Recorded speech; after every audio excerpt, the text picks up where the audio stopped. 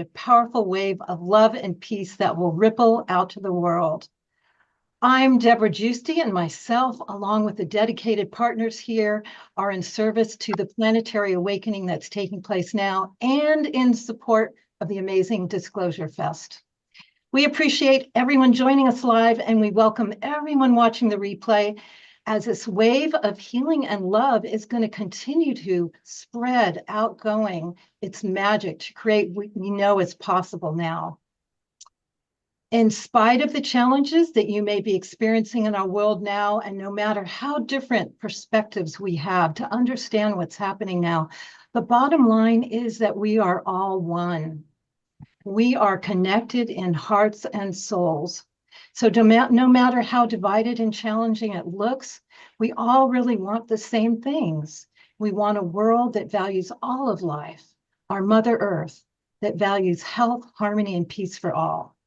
And we do have the power to create that now, in spite of what it looks like. We, the people that want to create this world now, are a majority. There are thousands of people that are going to be participating with us in this program now. And there are millions, billions around the world that feel as we do. You can hear them protesting around the world, and so many are taking positive actions right now.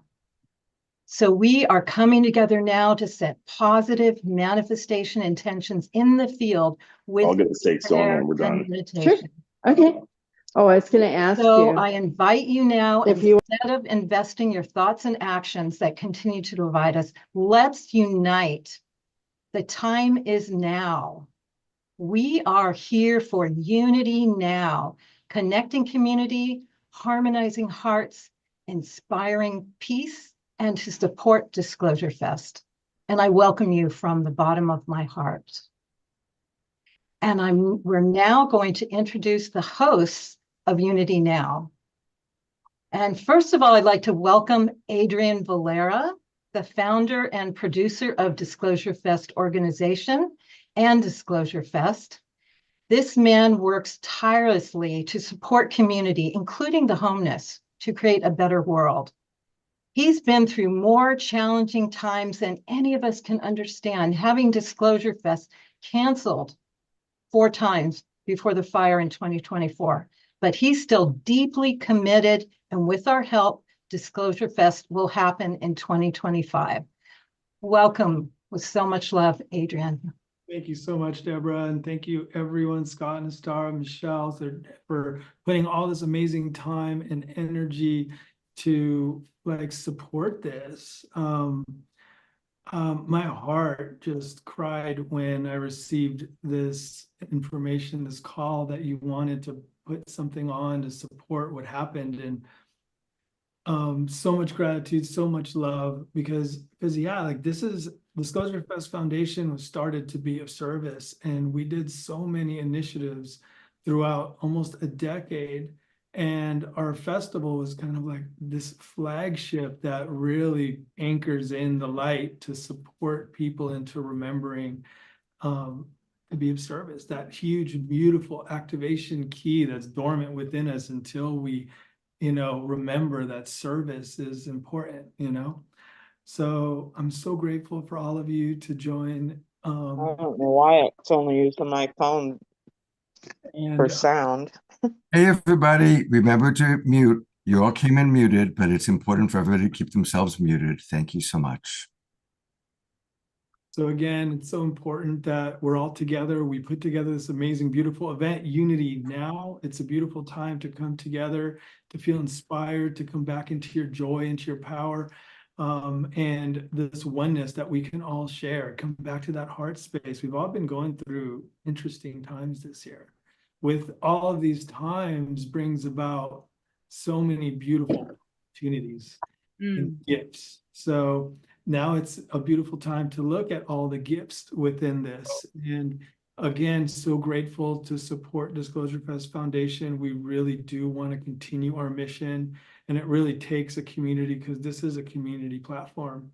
So I'm so grateful. Thank you so much for being a part of this. And all of our partners that have joined us, we're going to be sharing throughout the event. and our amazing speaker lineup and music lineup. So thank you so much. You're going to have such a blast. It's going to be such a great show. Thank you. Amazing. Thank you, Adrian. Hello, world. I'm Anastara Maka, mother of 1111 Unified and Ascension University, and I'm here to share with you the power of 1111. 1111 as a master number means spiritual awakening and enlightenment. It literally is an awakening code. And those of us who see it, acknowledge it, and work with it, and the more it's in our awareness and consciousness, the more that we see it. And so this portal day specifically is magic and miracles. Anything you think, say, and do today is amplified and magnified throughout the unified field 11 times. So we are here to intend and anchor the prayer for peace and unity and harmony together as one global community. Also, when you look at 1111, it's the 4 pillars, and the 4 is the builder of things that last. We're not talking about roads or institutions or universities or temples, although those are wonderful things. We're talking about the ideal of the human experience and the fact that each and every one of us holds a light within us. And when we share that light with those around us, it ripples out into the world and we affect the field. As Teresa Collins says from Global Co-Parents Pulse, what we feed the field matters.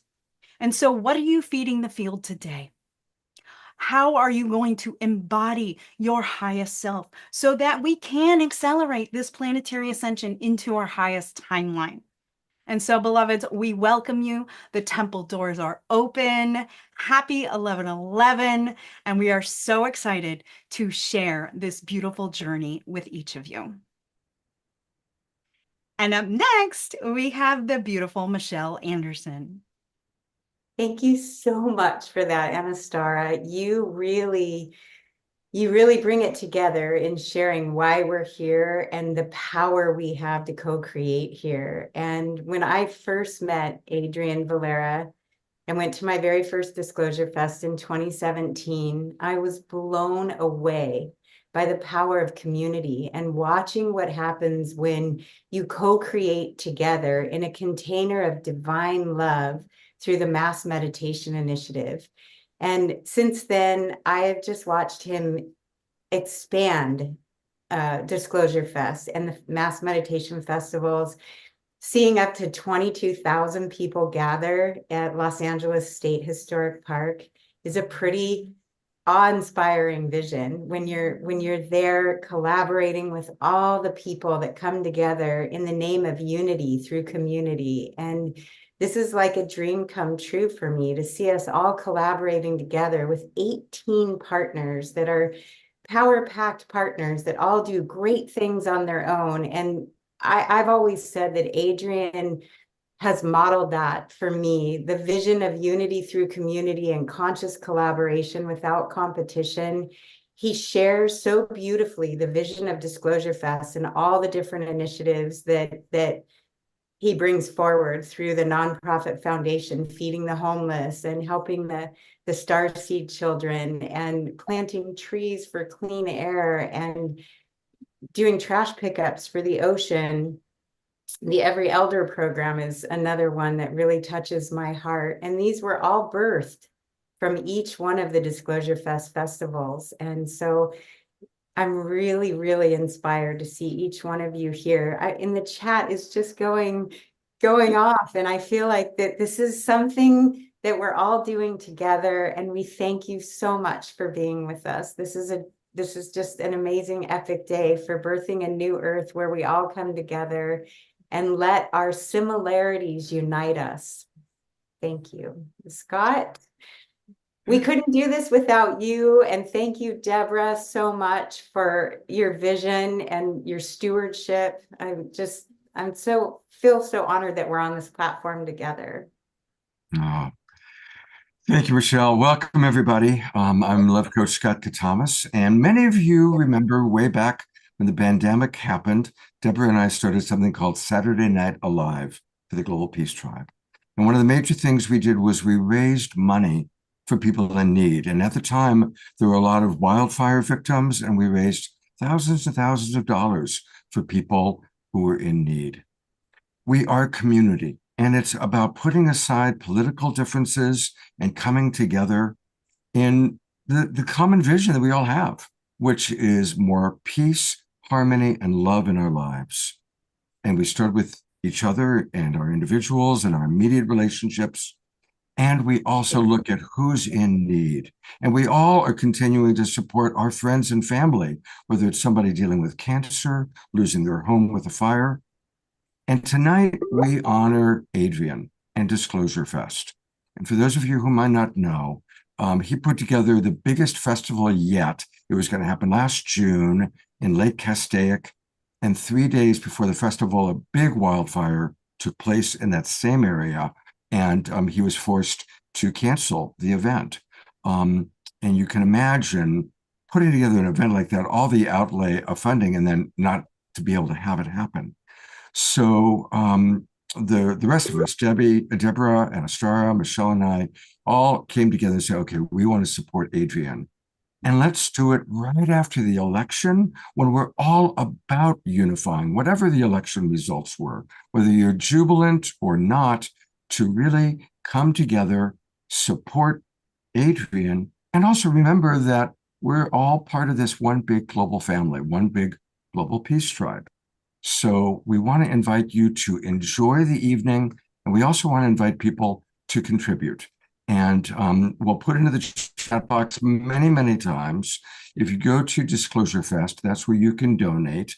Many of you already have by actually paying for your tickets tonight. Thank you, everybody who bought a ticket. Really grateful for that. And for those of you who haven't, please come on in, and you can still donate because we want to make sure that the mass meditations and the great work that Adrian and his team are doing can continue. I think many of us have been to his events. They're extraordinary. We want it to continue. And speaking of building community, I have the honor of introducing our first presenter, who is one of the great community builders that I know. I am talking about Larissa Stowe, who you see on camera there. And she is building community online on her land just outside of Sedona, and one of the great hearts. And so she also happens to have one of my favorite voices. So to kick us off, both with her vision for community and that beautiful voice, I turn it over to Larissa Stowe. And the Buddha. Ha ha ha. Real quick, somebody is sharing screen and annotating and everything. Scott, can you please remove any permissions from anyone else sharing screen? Thank Sure you. will. Yeah. I want to start with sharing a call to love, and I'm backing myself up so I don't overload you all vocally.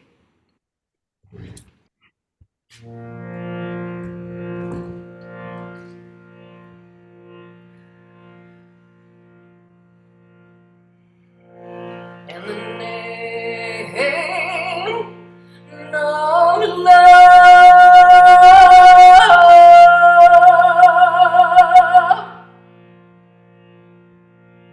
the beneficent, the merciful, most gracious of those who walk on the earth in humility.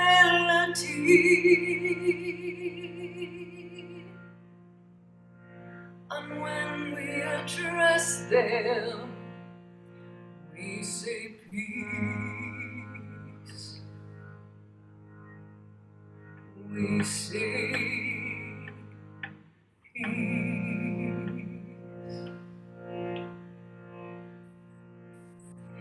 In the name of love,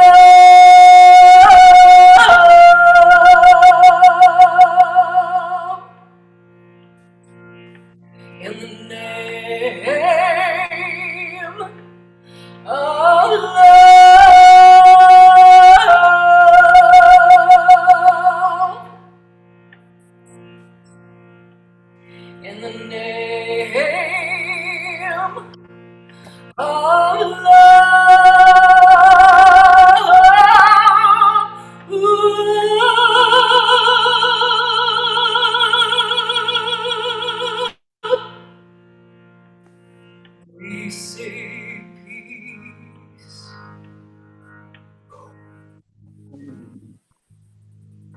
we see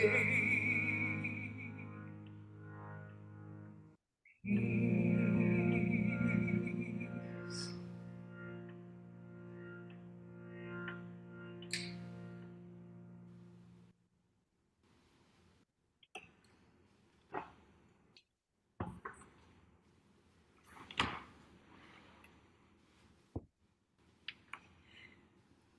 Just like birth, we are going through incredible contractions before the great expansion. We are in the throes of birthing the golden age. A new earth is on the horizon. The Piscean age is giving rise to the Aquarian age of we. Politically, our beloved community appears to be split. But let this not split our commitment for unity of the we. We create unity when we seek to understand, respect, and ultimately love and care for one another.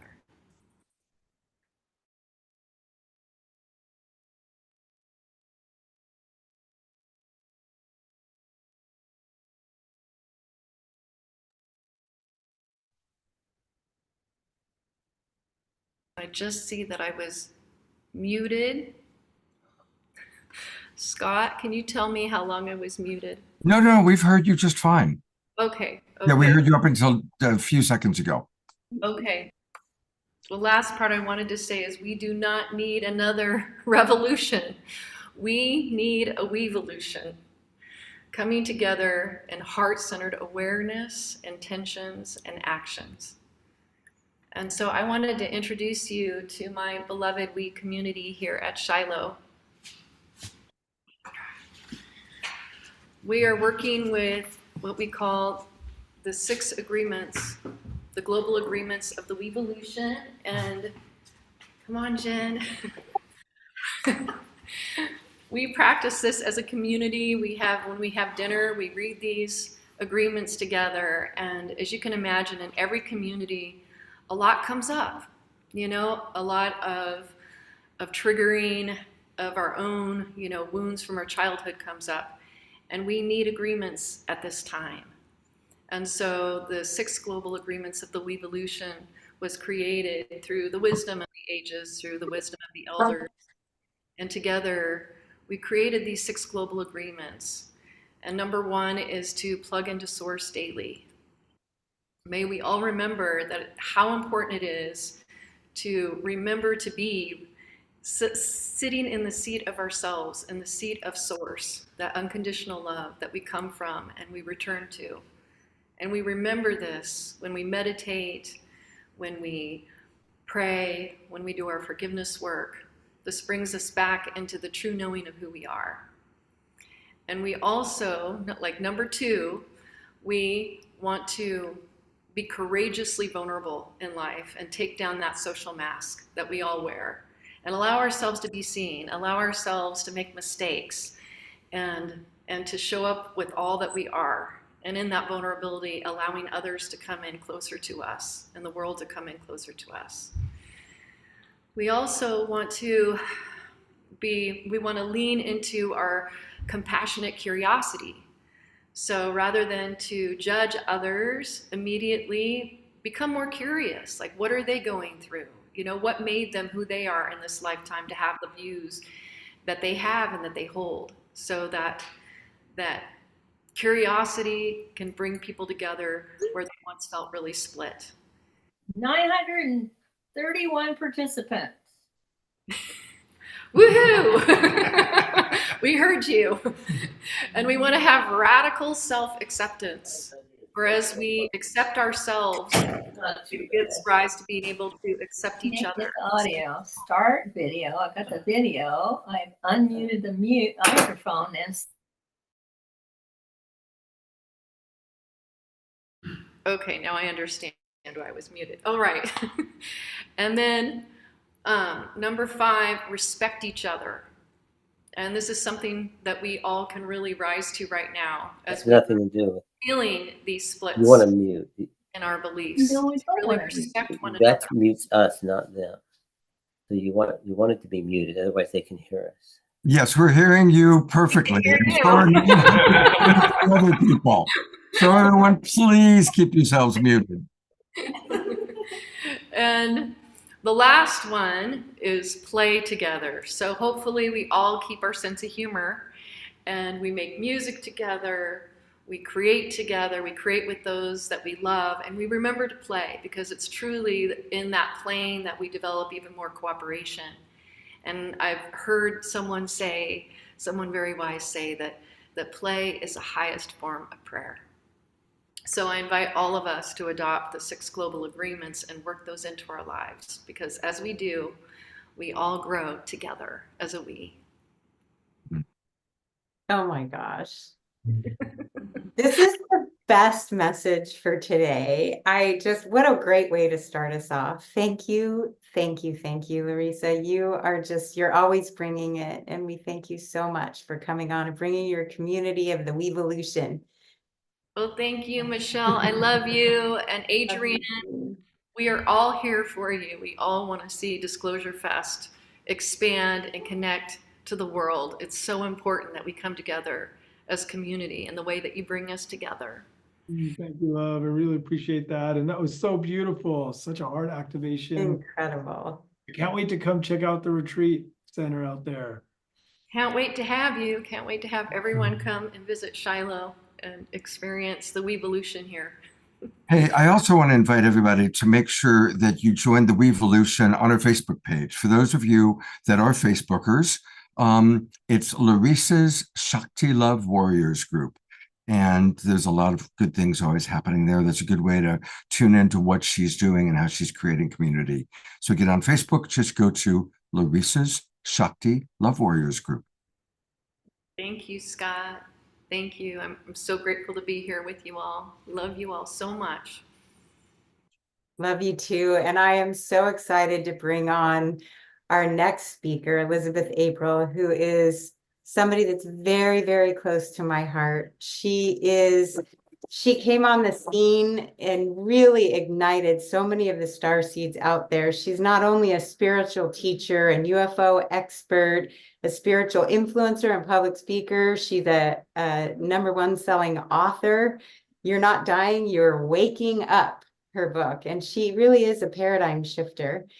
And Elizabeth, I'd also like to highlight that you are a fabulous mother, and I witness you, and thank you for being here. I'm going to turn it over to you because I know you have a really important message to share. Thank you. Yeah, thank you so much, Michelle. And I couldn't say enough beautiful things about Michelle and Adrian.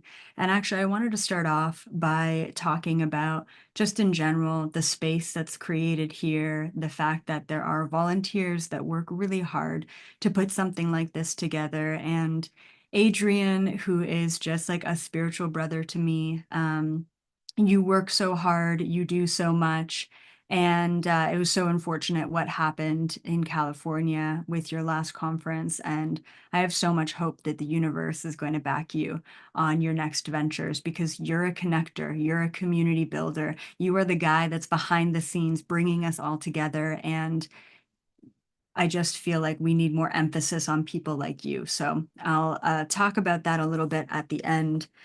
So I want to first just talk about what unity is, because I feel like, within the spiritual community, we talk about this often, right? Unity and unification, but we don't actually describe it or define it enough. Unity is 2 sides coming together. That's what it is. So keep that in mind. Within quantum mechanics and quantum physics, we live in a binary, polarized universe. As much as I'd like to say that it gets a lot better in higher dimensions, it actually doesn't. It is still a polarized, it is still a binary universe, even out there. So what we need to do is we need to bring both of these sides together. We need to learn this here and now in order to really master this reality. So please keep that in mind. Now, today I actually have a guide for you. I call it a mini unity guide because not only do we not talk about the definition of unity enough, but we don't practice it enough both individually and collectively.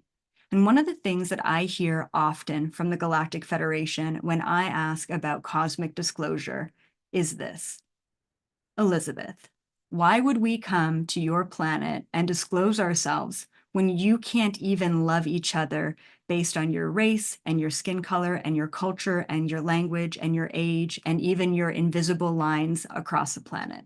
If we cannot come together and love each other as human beings, how can we ever expect interdimensionals who look, act, speak very different from us to come here and to actually create unity above this frequency?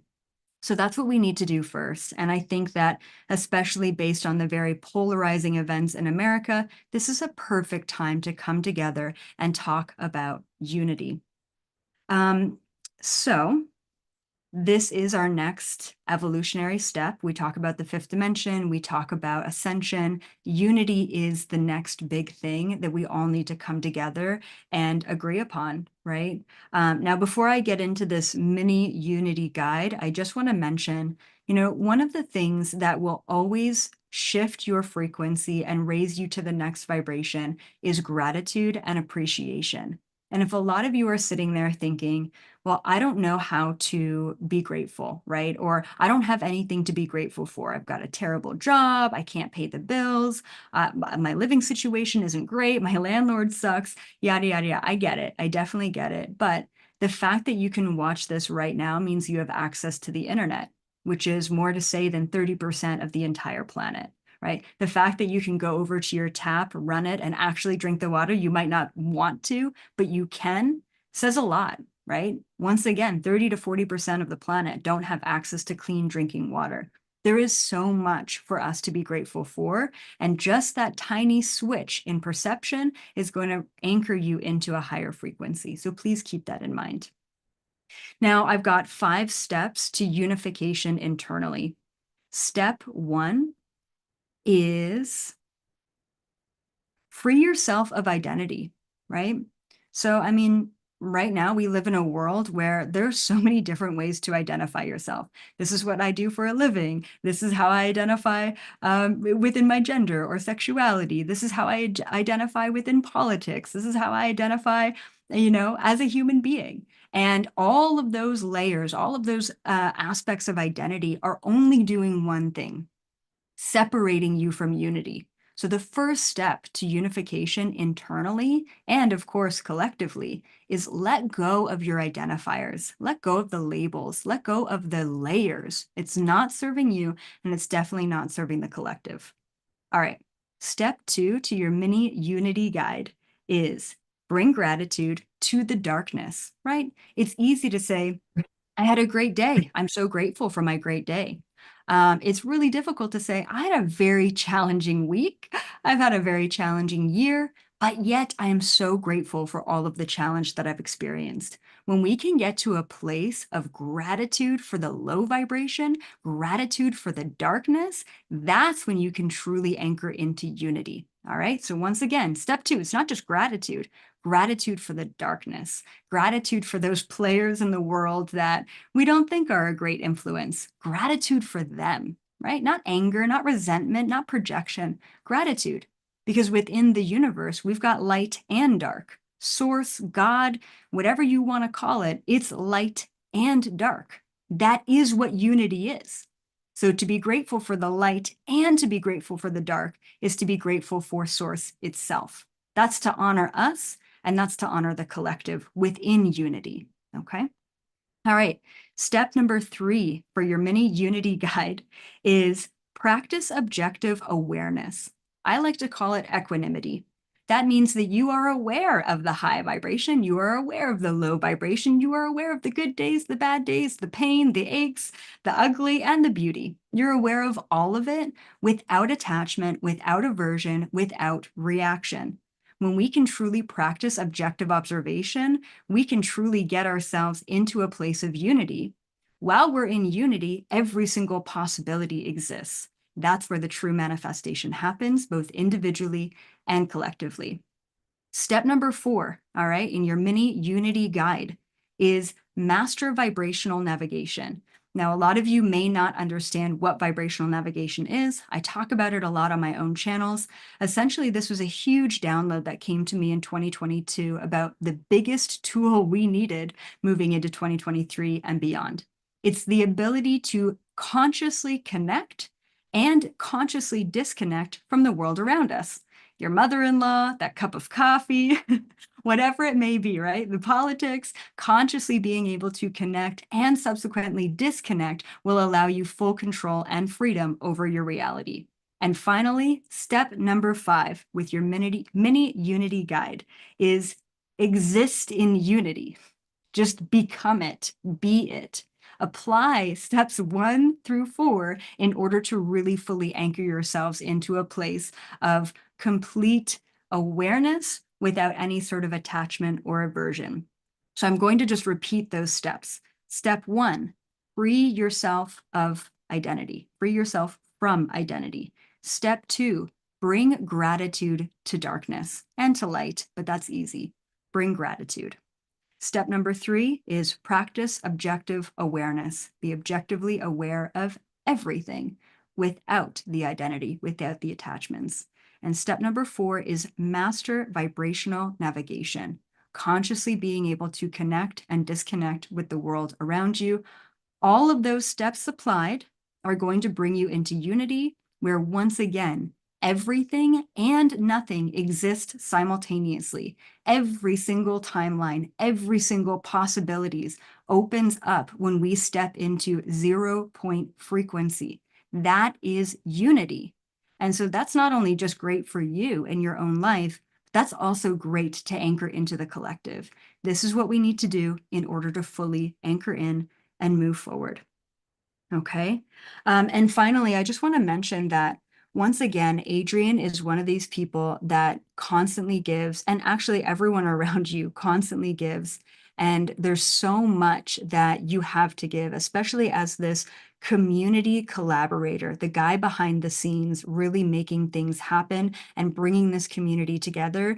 And one thing that you're not great at, Adrian, because you're great at a lot of things, is asking for things in return.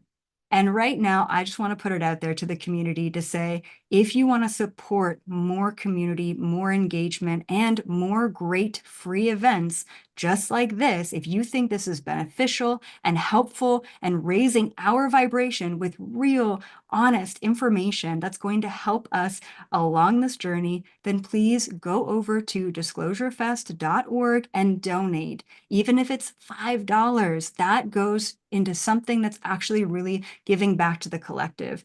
Adrian also has a lot of boots on the ground initiatives as well, giving back, feeding the homeless, and really making a change in the local communities. I literally cannot praise this man enough and all of the volunteers around you. I will support you with all of my energy for the rest of this life, because I really do just love and appreciate you so, so much. And I really think that you have such a vital mission here. So that's one way that you can give back and support. And I really appreciate you having all of us on at this time. Such a vital time to be alive and give back.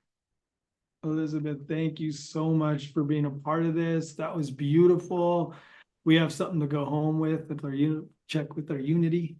So beautiful. And yeah, thank you. Yeah, there's so much that I want to continue to do. Thank you for sharing that with the community. You've always been this like we share so much of the same downloads. I keep finding that. We keep finding that out. And you know, when people do that, like that just shows you that like we're on the same mission together. And there's just so much to keep doing, and we both surrender to this service. You're right about asking for things, but you know, I'm here to just show up. And yeah, so thank you so much for being a part of this. That was so beautiful. I also wanted to throw out somewhere early, because I forgot to mention that like we're going to be doing the meditation later, and this is Ashley Marie in the background over here doing a grid. And she is going to be putting people's intention into this grid for our 1111 portal. So if you have an intention for this grid to anchor in, please put it into the chat.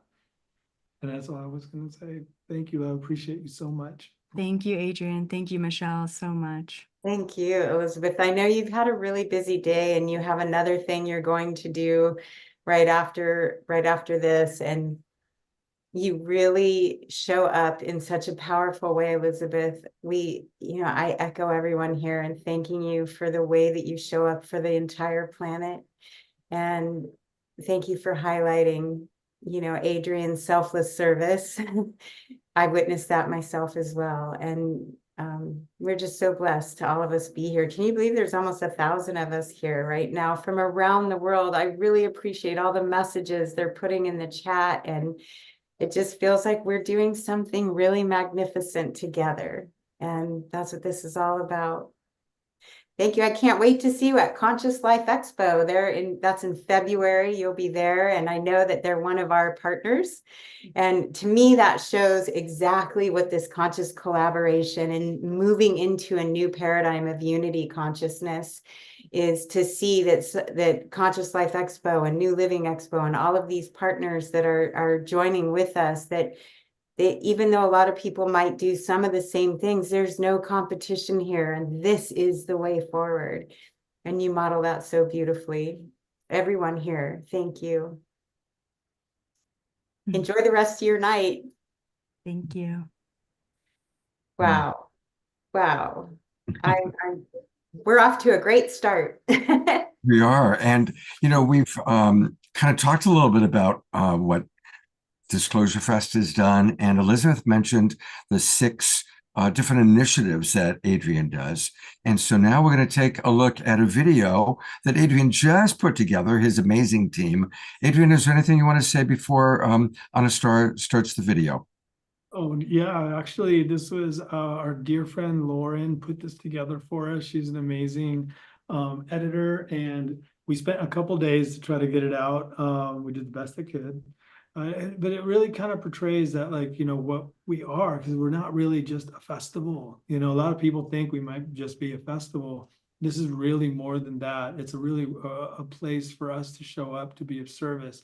And I think that this video really can show a little bit more about what Disclosure Fest Foundation is, and if it's something that calls that you can join us out there in supporting our community.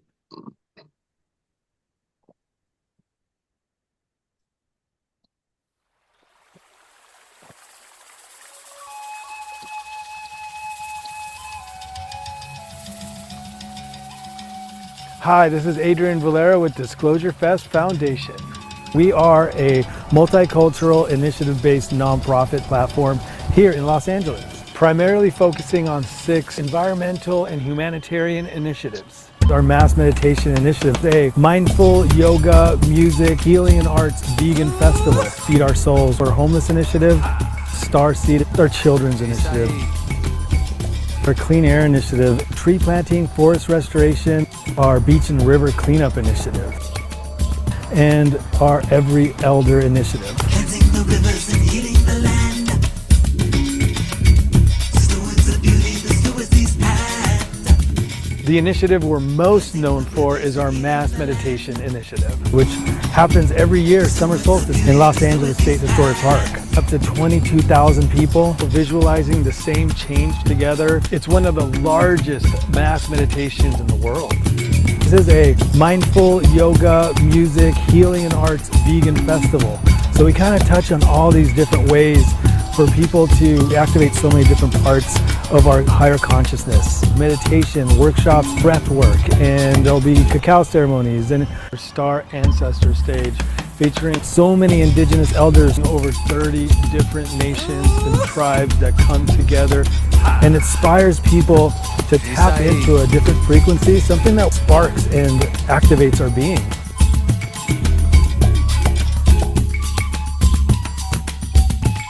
Can we show up and can we support each other? This is an honor to be here with our neighbors. They get to really drop into their ninja self and they get to surprise themselves with what they're capable of. We all feel equal here. Yeah. It's like I haven't been to a school like this before. The tree that I just planted is the most important species that we actually have, like here in California, in the lungs of Santa Monica Mountains.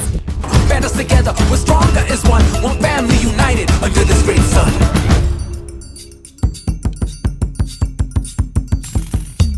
Cleansing the rivers and healing the land is the only way. Stewards of beauty, the stewards these hands, and so we pray. Cleansing the rivers and healing the land is the only way.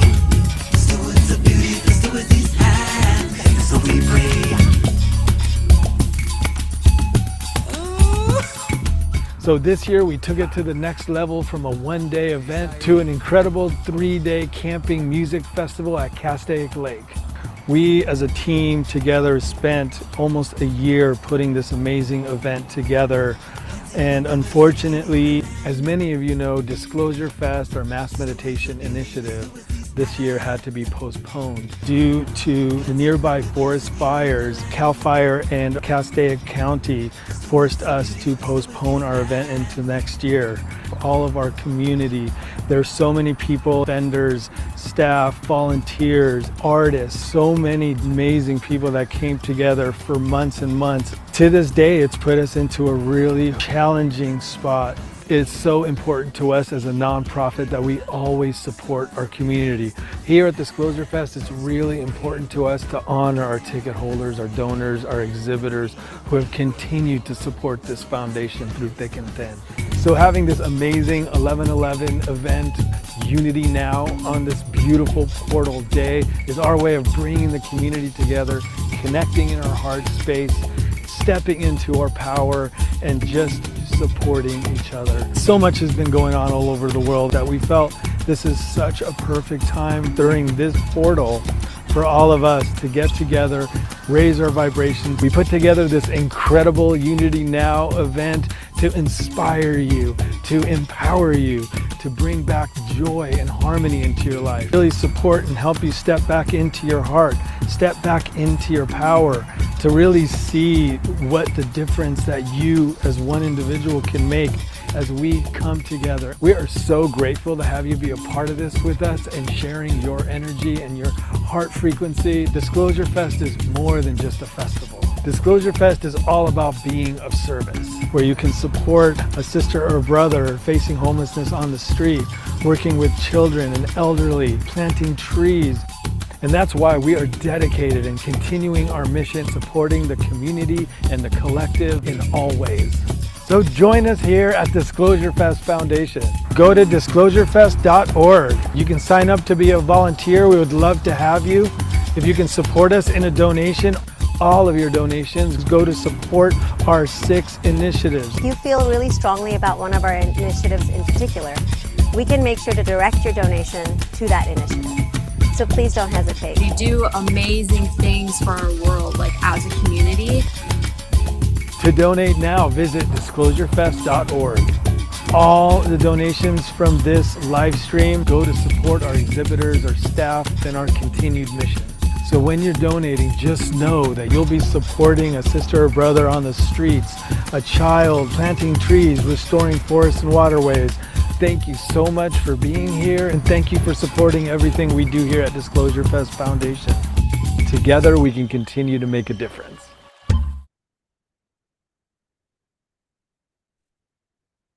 Amazing.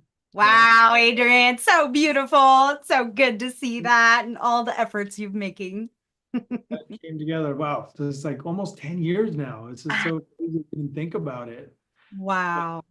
We just got to keep going. There's so much community out there. There's so many people that just know that don't even realize that there's such an activation with just being of service. And there's just so many people that really surrendered to a life of it. So like, we want to continue it. We want to support the community. We want our communities to come out and support this. And, really grateful for all of you for being a part of this, and, just to seeing what, you can do, what we can do, and what we can all do together. Truly the power of community. The video really, really shows what happens when community comes together, especially during a mass meditation, and seeing all your initiatives was really, really spotlighting what Disclosure Fest was born to do. The Every Elder program was the last program, the last initiative that you ignited after one of our big festivals. And it meant so much to me to see what you did when you went in and listened to the elders and gave sound healing concerts, and, you know, watching the children with playing the Jedi basketball. And, you know, it's been an amazing journey. And I think the video really captures what this foundation is all about. It's really cool in the chat box. I mean, it's flying by so fast, but we've already had just people from Brazil and Australia just now say, bring this to Brazil, bring this to Australia. So I'm appreciating that we have a global tribe of people watching, and that what you're doing, Adrian, is inspiring people. And yes, we need to bring these initiatives out to the world.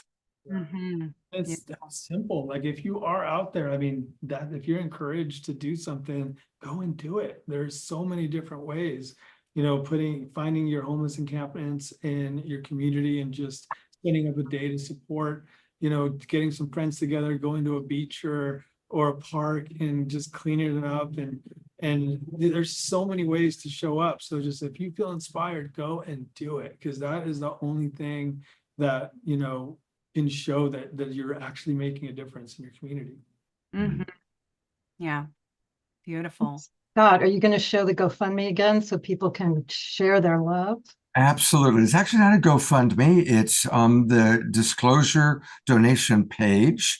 And this is where people can go. So if you go to disclosurefest.org/products/donate. And I'll leave that up for a moment so all the people watching, I want to acknowledge we've got over 900 people in our Zoom room, but we also have hundreds watching on our YouTube channels, our Facebook pages. A big thanks to the Sign Network for putting us out to all those Facebook groups and pages.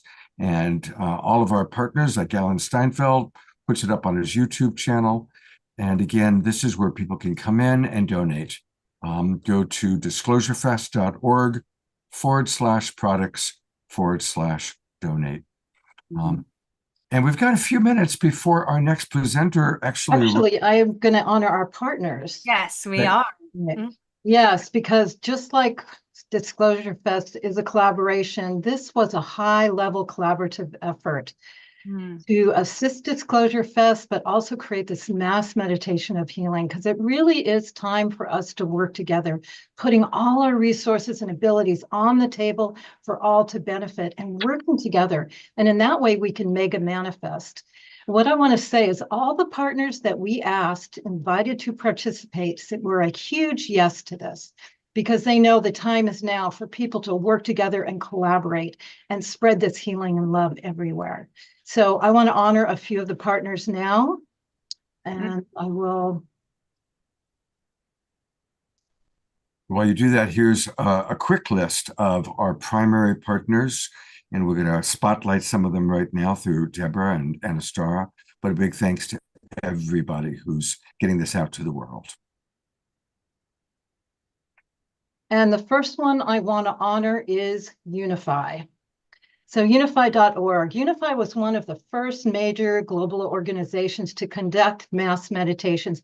They connected millions all over the world. Their largest global meditation earned them the Guinness Book of World Records, which documented 2.3 million planetary peacekeepers together.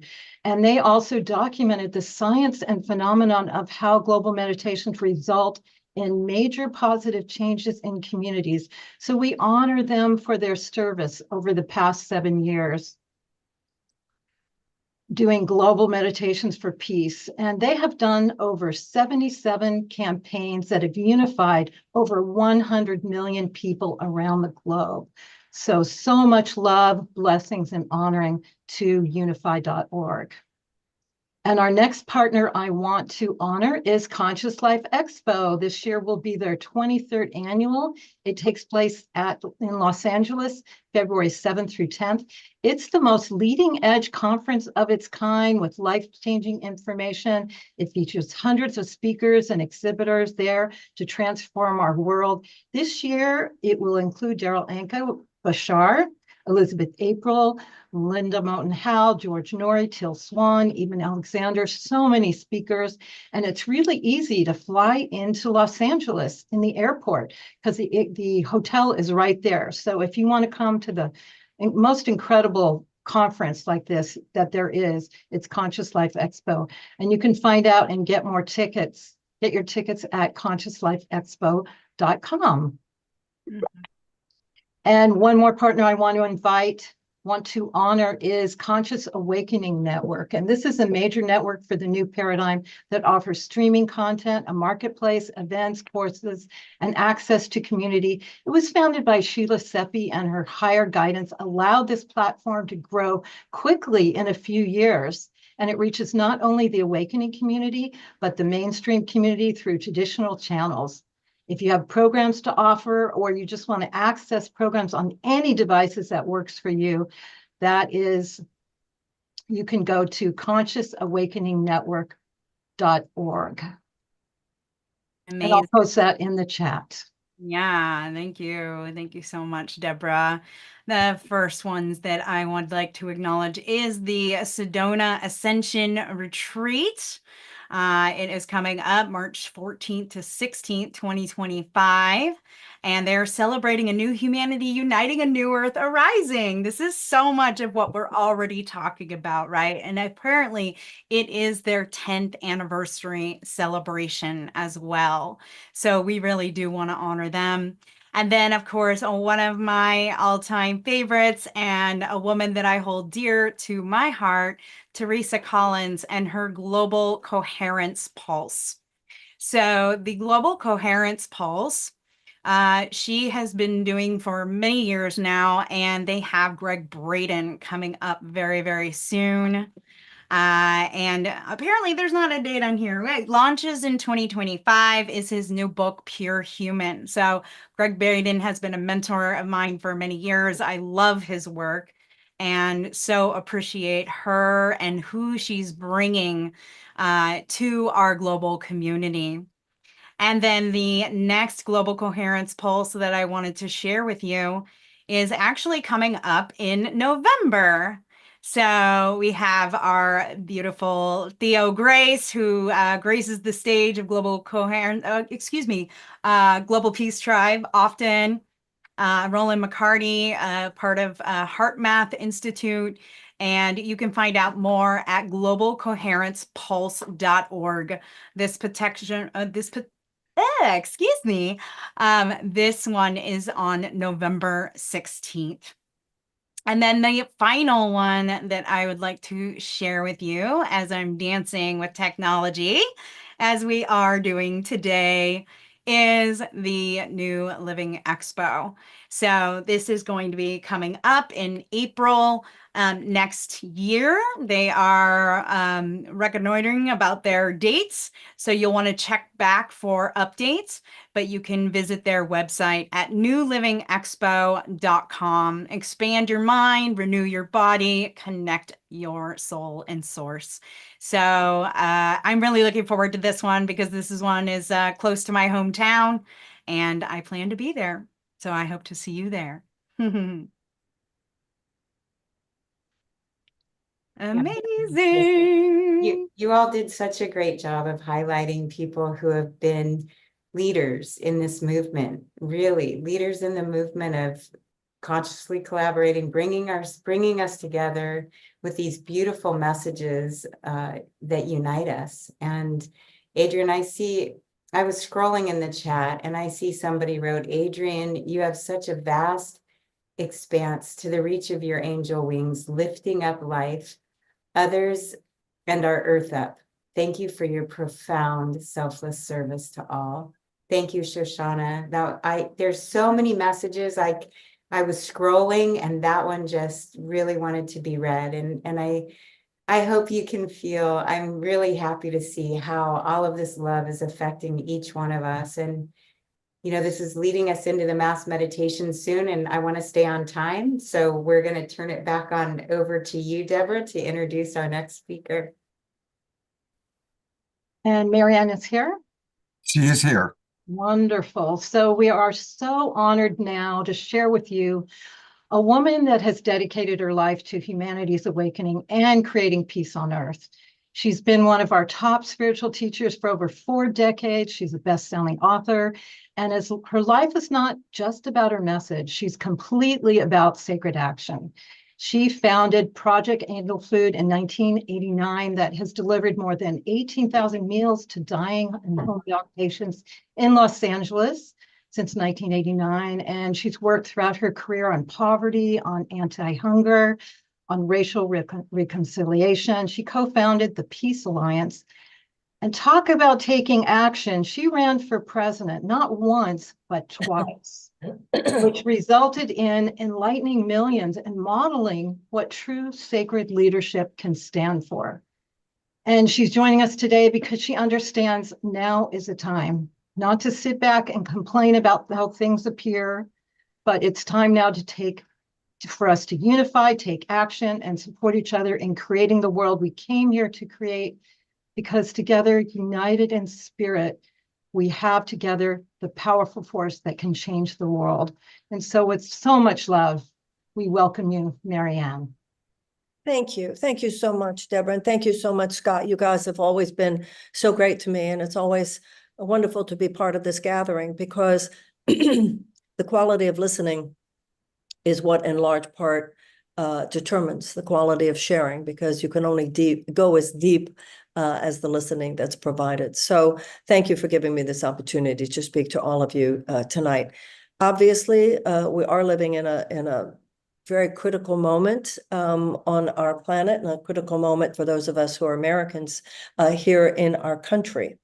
I have spoken before about how it seems to me that we're living in 2 simultaneous realities, one of a world that's passing away and one of a world that is struggling to be born. This is a historic period of historic phase transition on the planet. We all know this, but such times are often turbulent. And I think that we are called by history to be both death doulas to a world and many structures that need to pass away, as well as birth doulas to the world that is struggling to be born. These things are dictated to us in a way in terms of our own personal actions that we take, having to do with our own relationships, our own families, our own citizenship, our own community involvement, our own work, and so forth. But politics is our collective assignment, as it were. It's a collective dharma. And so all of us are affected by how things unfold in that way. I've always been a bit of a romantic about American democracy, always fascinated by the metaphysical understanding of the founders. If you look at the dollar bill, you'll see the Great Seal of the United States, designed by 5 of our main founders. The Great Seal of the United States is the Great Pyramid at Giza. And the Great Pyramid of Giza had a capstone. We know that the capstone was gold. We know that it was the eye of Horus, the proverbial third eye, the guidance of the Holy Spirit, and so forth, was painted in blue, unless it was lapis lazuli. I guess no one knows, I'm not sure, on the gold, on the capstone. And because of the gold capstone, because of the eye of Horus on there, people from miles and miles away, when the sun shone on the capstone, that's how people would know where the pyramid was. Well, the capstone's gone. And nobody knows where the capstone is.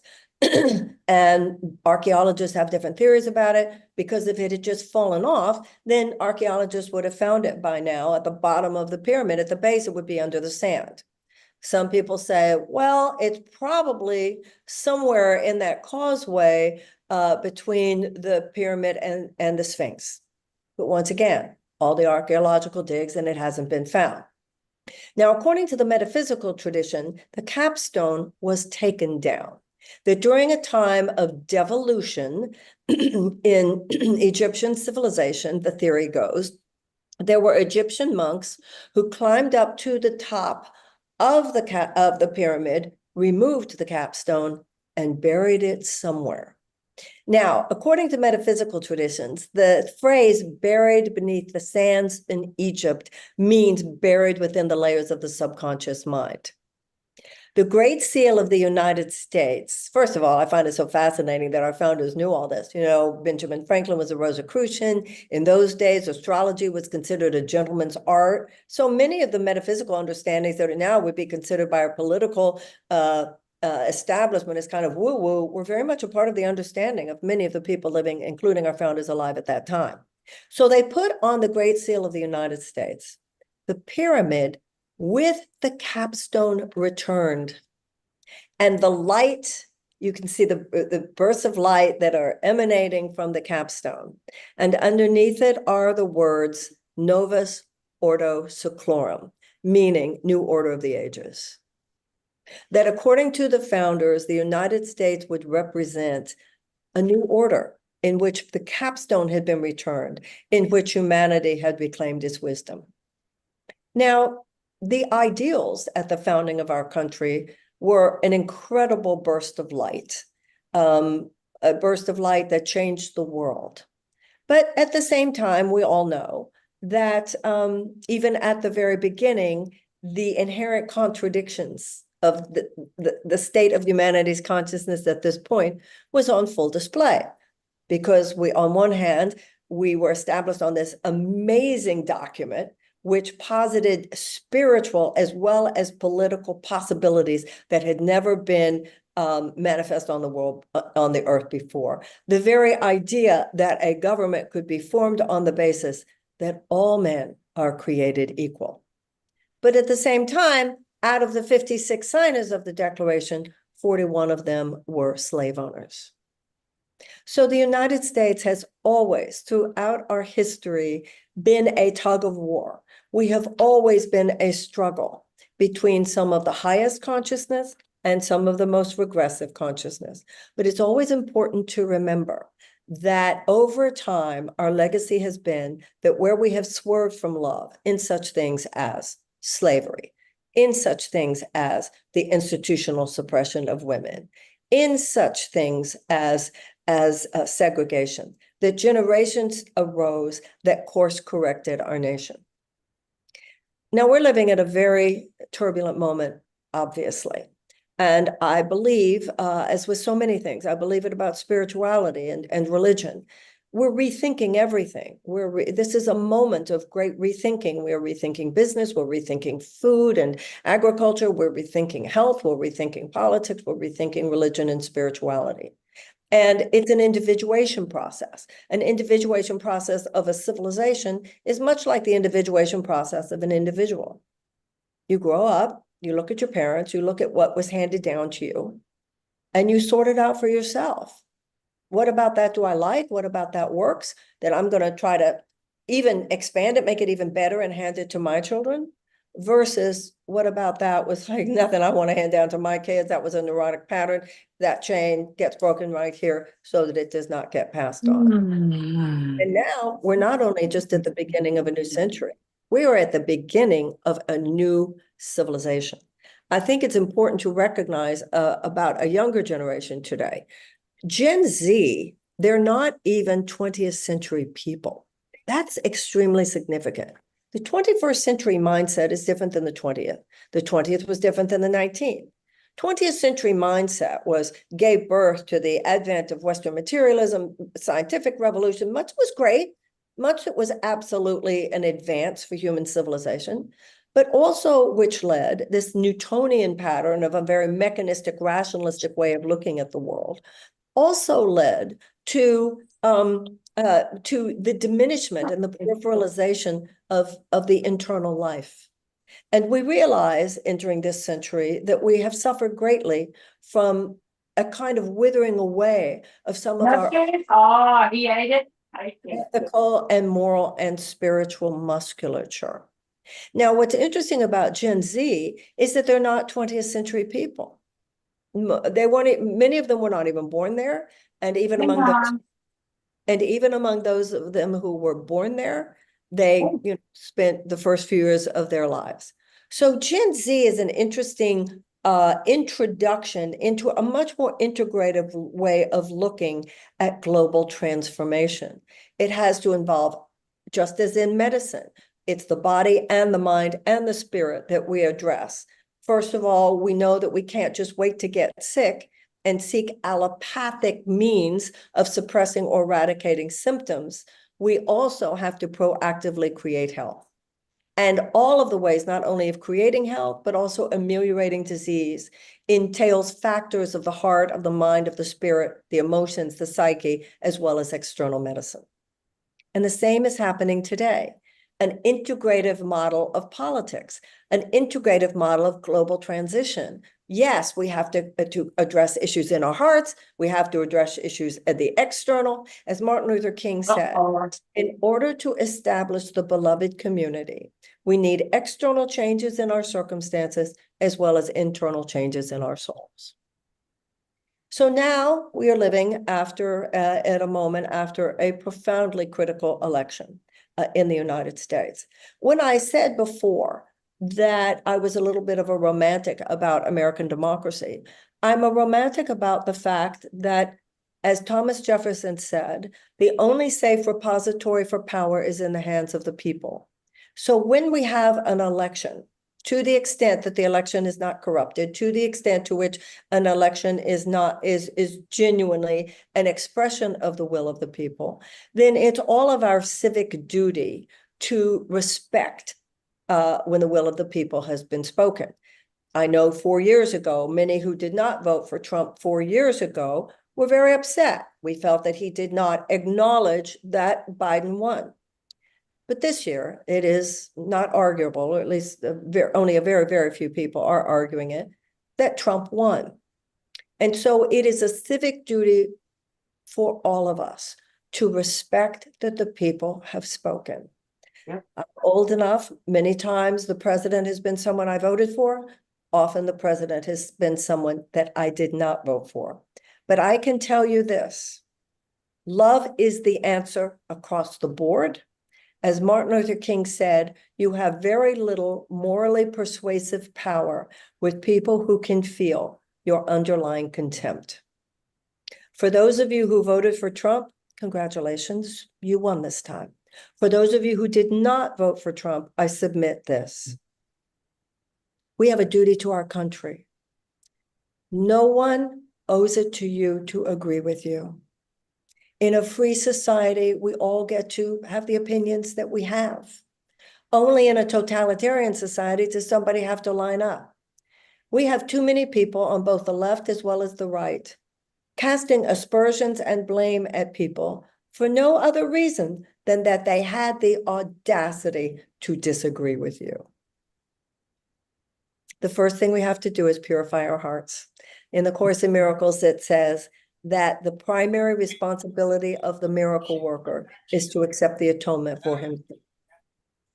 So at this moment of such drama in this country, and the drama isn't over just because the election is over.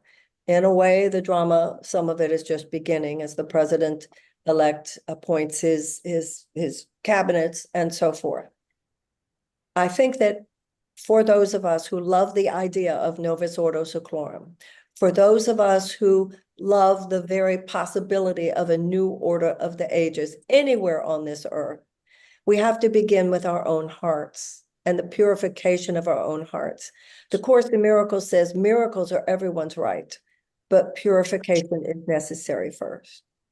If we look at this from a miracle-minded perspective, the universe is not only self-organizing, but self-correcting. What does that mean? That means that whenever there has been any kind of a swerve away from love, just as the GPS, if you take a wrong turn, recalibrates immediately, anything that is a mistake can be recalibrated, right? No president is perfect. No matter what happens, Even if we are not, if we are on the path of righteousness, may we continue on the path of righteousness. If at any point we're not on the path of righteousness, let those of us who see that be available for the course correction. But that course correction, that miracle, cannot happen except in the field of love. The Course in Miracles says that miracles occur naturally as expressions of love. Now, this is the thing. Some people who voted for Trump, as well as those who voted for Harris, as well as those who voted for Jill Stein or whomever, would say, how can I love people that I don't agree with? Figure it out. Martin Luther King said, God didn't say I have to like my enemies. He only said I have to love them. Once again, nobody owes it to us to agree with us.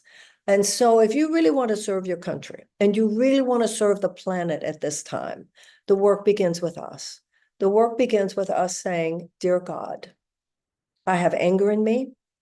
I have self-righteousness in me. I have blame in me. I have entitlement in me. I have complacency in me. And let me assure you that a lot of the grief, that many people feel now, I've been feeling for a year and a half. So there's a lot for people to look at in terms of if this was not an outcome that I like, was I complacent? Did I participate? Did I not participate in taking us to this place? We're all Americans. President Eisenhower said that the American mind at its best is both liberal and conservative. So the first work is to ask, may we be the vessels that we need to be? A lot of people are asking right now, what do we do?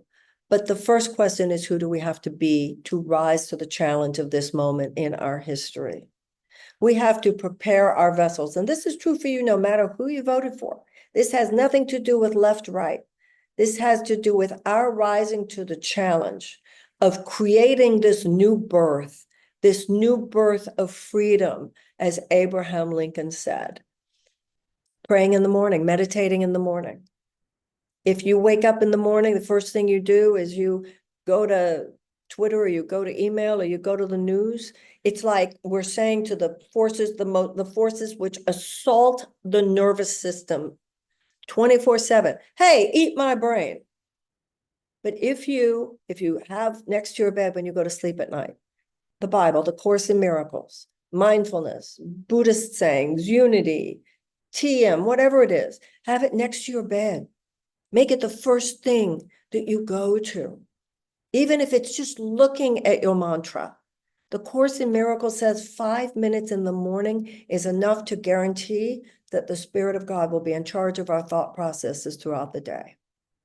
It doesn't mean that we're going to be, enlightened masters at all during the day, but it does mean that the chances of our falling off the spiritual wagon are greatly reduced. And not only that, when we do fall off the spiritual wagon, it vastly increases the probability that we'll get right back on.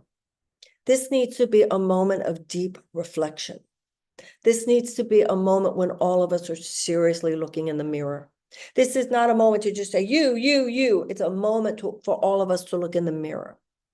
Now, remember, love does sometimes say no.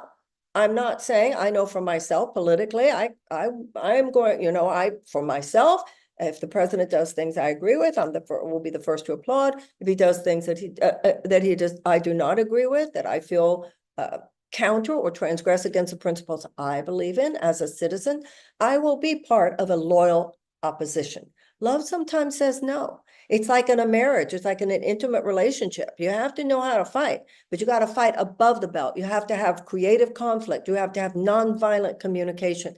And we must bring those nonviolent communication skills to our political arena. The job of this, I have been saying within the higher consciousness community for decades, we're the last people who should be sitting out the large economic and social and political questions. Why? Because if you know what changes one heart, you're the one who has a clue as to what would change the world. So you know that I do not believe in this kind of faux spiritual apolitical posture, because the answer to everything is a greater attunement with the love of God in our hearts. And that applies to public policy as much as it applies to individual behavior. Looking away is not transcendence, it's denial. Transcendence is when we walk into any area and we are to be the light. When Moses came down from the mountain, God said, tell them I will make of them a priestly people. So if you're an artist, be a priestly presence, demonstrate, inhabit the space of the highest mentality, the highest consciousness within the field of art. If you're in business, if you're in science, in any situation, that's our calling. Be the light that casts out darkness by being available, by trying to be loving, by being affirming, by rejecting the aspects of ourselves which would communicate or even at the deepest level think in ways that are casting aspersions on other human beings. We need to learn to stand on love, to own our yes, to own our no, but to do so in a nonviolent way. So there will be a lot that goes on in the next few years, where some of us will give a passionate yes, and some of us will give a passionate no. But even the passionate no can be done with love. The passionate no can be expressed with respect, and even the passionate no can be respected in a way where we recognize that situations are not black and white. Many situations are complicated. We have in this country today such black and white thinking, such simplistic sloganeering, such dismissal of people who disagree with us about almost anything. This is a spiritual challenge. This is not something, stay away from that because we're spiritual. No, in my experience, this is the highest spiritual challenge of all. To stand within an area that is the most toxic area, certainly that I've ever encountered in terms of personal involvement, but that's not a reason to look away. You know, sometimes people say, well, what you look on expands. Well, look at a cancer cell. Cancer, if you have stage 1 cancer, it's if you do look away that it is more likely to expand. This is a moment on the planet to engage. The era of data collection is over. Everybody who's on this call, you've heard me say this before. We've all read the same books. We've all listened to the same tapes. We get it up here. Everything spiritual and loving, we all get it. The issue is now, can we apply it? Can we apply it in our own personal relationships? And politics is just another area of personal relationships, particularly our relationships with people who don't agree with us. So I know that running for president for me was my highest spiritual challenge. And now I think the conditions of this country at this point and the world at this point is not just a political or an economic or social challenge. It is a spiritual challenge. And if we wake up every day and we say to God, as it says in the Course in Miracles, where would you have me go? What would you have me do? What would you have me say? And to whom? Then we will saunter out into the world, even at this time of turbulence and a lot of fear and a lot of limitation. And we will be the lights that cast out darkness. We will be the love that casts out fear. The Course in Miracles talks about answer with a capital A. The answer with a capital A means it's not like the people on the left are right or the people on the right are right. The answer is that, as the Course in Miracles says, God does not give you victory in battle. He lifts you above the battlefield. If we will just allow ourselves to love everybody, then we will agree with people and still feel the love, or we will disagree with people and we will still feel the love. If we can get to that place, we'll save our country, we'll save our democracy, and I think we'll save the world. Thanks. Marianne, thank you so much. I appreciate that a woman who ran for president on a serious level twice wrote an amazing book that just came out called The Mystic Jesus. And I want to encourage everybody, if you haven't gotten this book, she said, we've read all the books. Some of you may not have read this one yet. And I do appreciate that you have brought practical spirituality into the political arena and the tremendous courage, the arrows that you've taken.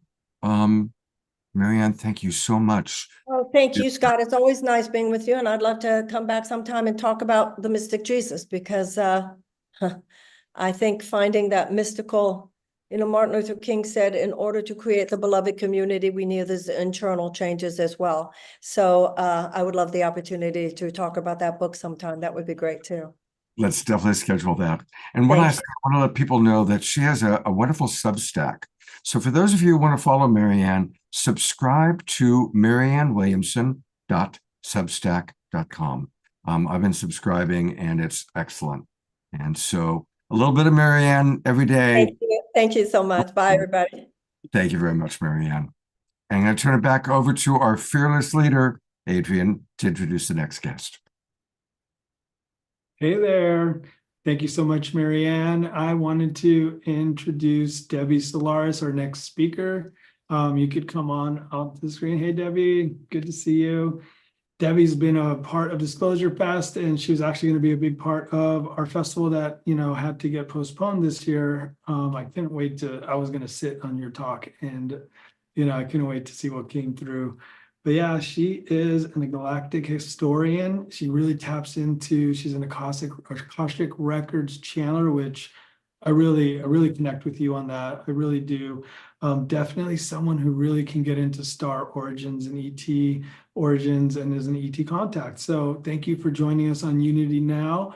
I think you're going to get into some Akashic stuff and, a little bit of a meditation I heard, and I can't wait to hear what you do. Thanks for joining us, Debbie. Really appreciate it. Thank you for having me. And when I first found out about Disclosure Fest, Adrian reached out to me, and I'm just really humbled and honored to be here tonight amongst all these amazing people. But when Adrian first told me about the event that they were supposed to have last June, I was excited because being of service is my mantra. I spent many years being a part of an animal assisted therapy team serving our community. And so I definitely wanted to help Adrian and his team in any way I could. So I was very saddened to hear about what happened, with the fires and everything else. But it's going to be bigger and better next year. So we're pushing for that. Today, I'm just going to do a little bit of an intro into the Akashic Records. And since the theme today is on unity consciousness and unity, I'm going to see what messages that our Akashic guides and also our star families are going to bring through on that topic. So let me go ahead and get started. I'm going to go ahead and bring up the Akashic prayer.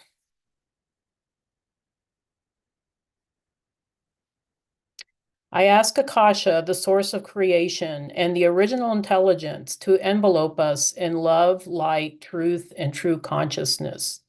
So only love, light, and pure consciousness exist among us. I ask Akasha, my higher self, the source of creation, the original intelligence, and the pure consciousness, to express themselves through me from the pure light in the origin to show me everything that is relevant. I ask him to open the Akashic register of our planetary consciousness. I ask the beings of light with whom I work that accompany me in light, love, ascension, and healing. We gather together in light, we gather together in love, we gather together in knowing the messages from above. Through the Akashic Records, we understand our greatness. Through the Akashic Records, we understand our wisdom. And through the Akashic Records, we understand what's there. The prayer will help deliver us there. I wish to know our planetary consciousness in the light of the Akashic Records. Help me to see our planetary consciousness through the light of the Akashic Records. Bring me to feel our planetary consciousness through the light of the Akashic Records. And now the Akashic Records are open. So immediately I'm seeing an image of a beautiful star system called Mintaka. Mintaka is a system, it's a planetary, actually a star system within the Orion belt stars. And we have a lot to learn from Mintaka at this time. Mintaka was one of the highest vibrational star systems within the Orion constellation. As a lot of you know, Orion was the home of many diverse beings, many who went through a lot of duality consciousness for millions of years. And Mintaka was the highest dimensional area of this system. And it faltered through many conflicts throughout much of its history, trying to be a beacon of light and a source of unity consciousness in a very divided world of the Orion system. So Orion went through a multitude of wars. It went through just a lot of divisiveness and wars and conflicts from the Draconian Empire that was basically trying to take over. Now, doesn't this sound a lot like Earth? Okay, I mean, I kind of smile because as a channeler here, I do see a lot of our Hollywood movies, such as Star Wars. That was actually not even fiction at all, but it was the story of the Orion Wars. So Mintaka, despite all the conflict, decided it was going to be the home of the Black League resistance fighters and also the headquarters for the Galactic Federation of Light who came in. And so one of the things that I think as a species here on Earth that we have a lot to learn from this small star system. And if you were to look at the belt stars, actually Mintaka is the one that's kind of off to the right. And isn't it interesting that both Marianne and others here have mentioned the pyramids of Giza, because the pyramids of Giza are actually aligned with the 3 belt stars of Orion. So Mintaka comes through as, despite all the conflicts, despite the instability, much of what we're currently seeing here on Earth at this time, Mintaka showed us that coming together in community, always being in love consciousness, and valuing family and community is what's going to bring us to unity consciousness at this time. So, what they ended up doing was, and I love the Mintankan civilization. It's actually one of my favorites. I probably spent lifetimes there, but Mintaka was known for its beautiful, sparkling waters. It was a water planet. Had a lot of aquatic beings. Dolphins and whales existed here, along with Mintankan mer people. And much of what they decided to do was, despite all the conflicts, they treated everybody with love and respect. And I think this is an important lesson for a lot of us right now, that despite our division, despite our stance on certain, political siding and things like that, that Mintankas, they always showed love and respect to everyone that came to their planetary system. And through this, they were able to create a vibration of unity, which ultimately not just was inhabiting their star system, but spread out to the other belt stars, and then ultimately encompassed all of Orion. So eventually, Orion did come to unity consciousness through the hard work of the Mintankan people, the Galactic Federation, the Arcturians, and the Orion Light Councils that were located in the Orion system. So this is a lesson that I think a lot of us can incorporate today, even in our everyday lives here on planet Earth. So on planet Earth today, so if we run across somebody that, like Marianne said, might have different viewpoints or might have a different stance, or maybe they live a different lifestyle, just like the Mintankans, we can always reach out a hand of unity, a hand of love, a hand of, I don't know, just pure unity consciousness. Just try to see what where they're coming from. I also loved, the lessons that Elizabeth was giving us at this time. The other lesson that I want to bring in from a different star system is the Pleiades. A lot of you have probably, those of you that follow me on social media, know I talk about the Pleiades a lot. I have great love for the Pleiadian civilization. But one of the things the Pleiadians struggled with quite a bit was the balance between light and dark and masculine and feminine energies. And they went through some very difficult lessons. They got so focused on love and light that they ended up almost destroying their system with not looking at anything that was dark. And I think in order to achieve unity consciousness, just like the Pleiadians and the Mintonkins, we have to embrace the dark and the opposite aspects of ourselves, and bring that forward and integrate that into our reality. With this is how we're going to eventually achieve this unity consciousness that we're all striving for here on Earth. And the last lesson that I want to bring forth is one of the Andromedans. I keep looking in the records all the time, and I have great love for Andromedans. They are the visionaries. They are the ones that are going to bring us into the new age. And interestingly enough, when Marianne was talking about Gen Z, I kind of smiled because I do a lot of readings for Gen Z people, and a lot of them have Andromedan star origination. So that's no accident there. So they're coming in on a different frequency and a different consciousness than even, the ones that came before us, the Sirians and the Pleiadians and the Arcturians and so forth. So the lesson that we have from the Andromedans is using a combination of spirituality and technology to bring us to unity consciousness.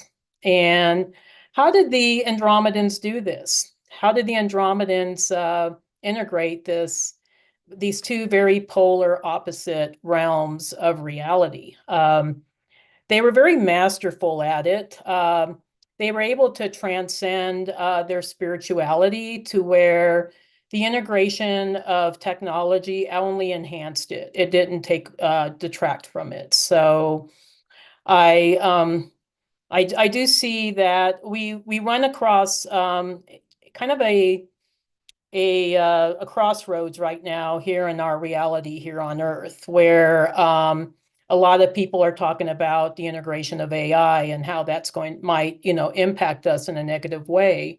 But it doesn't have to. And I think, within all of us, we have that capacity to use technology and to integrate it to enhance our ascension to the fifth dimension. And so that's where I'm pretty much seeing at this point. Eventually, what I see in the future is that Earth is going to become part of the greater galactic family. This has always been Earth's mission. It's always been Earth's destiny to be part of the greater galactic family.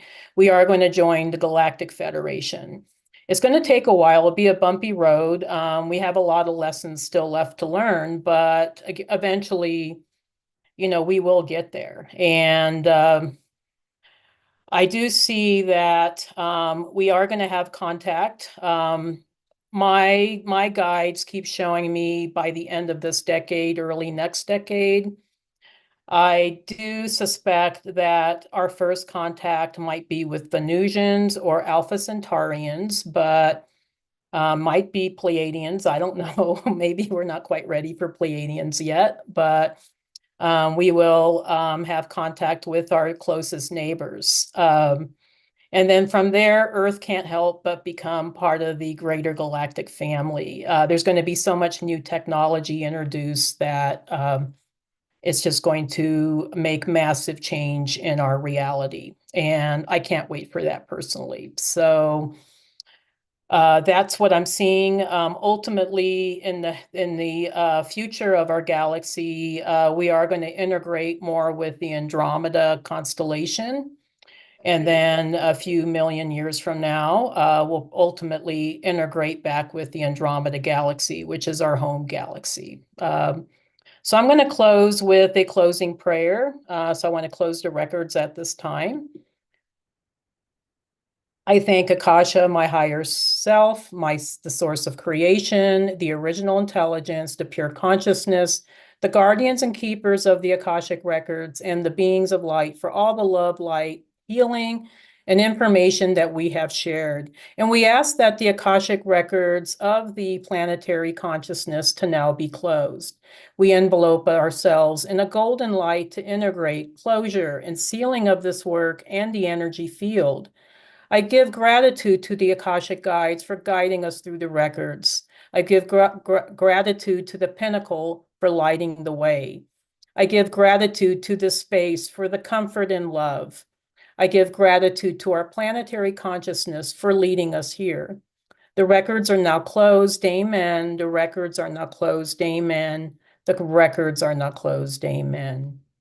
Many thanks to all of you for sharing in this transmission today. Thank you so much. Wow, Debbie, thank you so much for sharing that. Oh, I love that you always tap into the Akashic records. I know that this is it's not new for me, but it's been getting more potent and potent in the last, I would say decade as these messages are coming through. And I love that you always share that with people. Yeah, it's so beautiful. Thank you for joining us. Let people know where they can find you. And yeah. Okay, sounds fair enough. Well, I'm on social media, so you guys can see me on Insta and Facebook and YouTube. So if you're interested in what I do, I also have a website, debbiesolaris.com. And I do offer a yearly Galactic Akashic reading course where you can learn to access the records like I do. So all the galactic interesting records, not just the Earth ones. And the other thing I want to share is I will be at Conscious Life. So if you guys are going to be there, I'll be there. I'll be talking more about Orion and being on the panel and everything else. So many greetings to all of you from actually quite snowy Colorado. So we've been buried in snow. So we're just kind of digging our way out today. But many greetings to all of you. And thank you again, Adrian and Michelle and Scott for having me here. It's been such an honor to be a part of this. Many blessings. Thank you so much. It's so beautiful to have you. And yeah, that was Debbie Solaris, everyone. And now I want to bring up Daryl Anka. Come on up. Hi, how you doing? Hey, world-renowned filmmaker, Chandler, producer, director. I mean, how many hats do you wear? Several to cover my head. A lot of people know Daryl for channeling Bashar, a hybrid extraterrestrial here to share so much knowledge with us. I've been going to Bashar since 1991, so I'm always going to praise that. So yeah, thank you for joining us. Thank you for everything you do with the world. And also, you are a Lifetime Achievement Award winner at Stairway to the Stars last year too. So I have to acknowledge that. Well, thank you so much. I really appreciate it. I think it's so important what you do, that you have these outlets that bring a lot of people together that can deliver positive messages to other people. And so that's a very important thing. I really, really appreciate you providing this forum. And all the people that have joined, thank you all so much as well for being here. I'm really happy to be a part of it. And I think, we're talking about a message of unity. And it's important to remember some of the things, I think, in this time, especially, that Bashar has talked about with regard to what he calls his formula for allowing us to move through this space and through this time in a positive, constructive, compassionate way. I think one of the most important points of the formula the fourth step in the formula, is to remain in a positive state no matter what happens, because that's what allows you to get a benefit out of the circumstance, no matter what it is. And that's based on another principle that Bashar has often talked about, where it's not so much that it matters what happens, it's what you do with what happens that makes the difference in your world. So I've experienced this in my life many times, staying in that positive state, even when things around you appear to be chaotic or not what you prefer. It's very important to hold that energy, to be a living example of that energy that you prefer, so that you can understand how to navigate through anything that's happening around you that may seem to be objectively what you don't prefer. You know, the universe operates basically on a polarity of love or fear.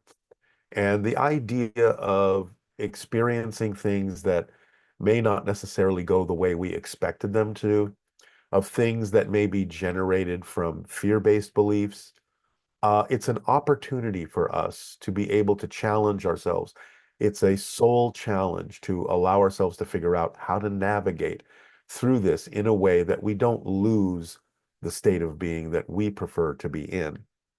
When Bashar talks about the idea of every single one of us being our own reality, he means it in a sense quite literally, that just because you can see someone doing something or making a choice or having an experience that may not necessarily be objectively what you prefer, in other words, it may not be vibrationally compatible with what you prefer in life, it doesn't necessarily mean that you're in the same reality just because you can see the opposite of what you prefer. It's like looking through a glass wall. So you still get the opportunity to see it, to decide whether or not you want to match that vibration and go along with those choices, or it gives the other side a chance through that glass wall to see you and decide whether or not they would like to change the course and direction of their lives and their choices and the consequences of those choices as well. So right now we can all see everything, even though we are in our own realities, separated by this metaphorical glass wall that allows us to still have the option and the opportunity to decide what we want to be in harmony with, what we want to vibrate in accord with, what we want our frequency to match. Everything is out on the table now. We are really getting everything out so we can make these choices. This is, according to Bashar, the time of choosing. You know, it has been sort of brought up. I think Debbie just brought it up. Other members of this gathering may have brought it up, where, you know, Earth is a very unique school as far as souls are concerned.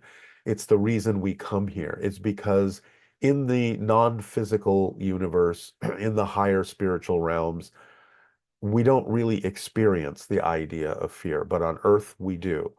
It's a tough school. It's a challenging school.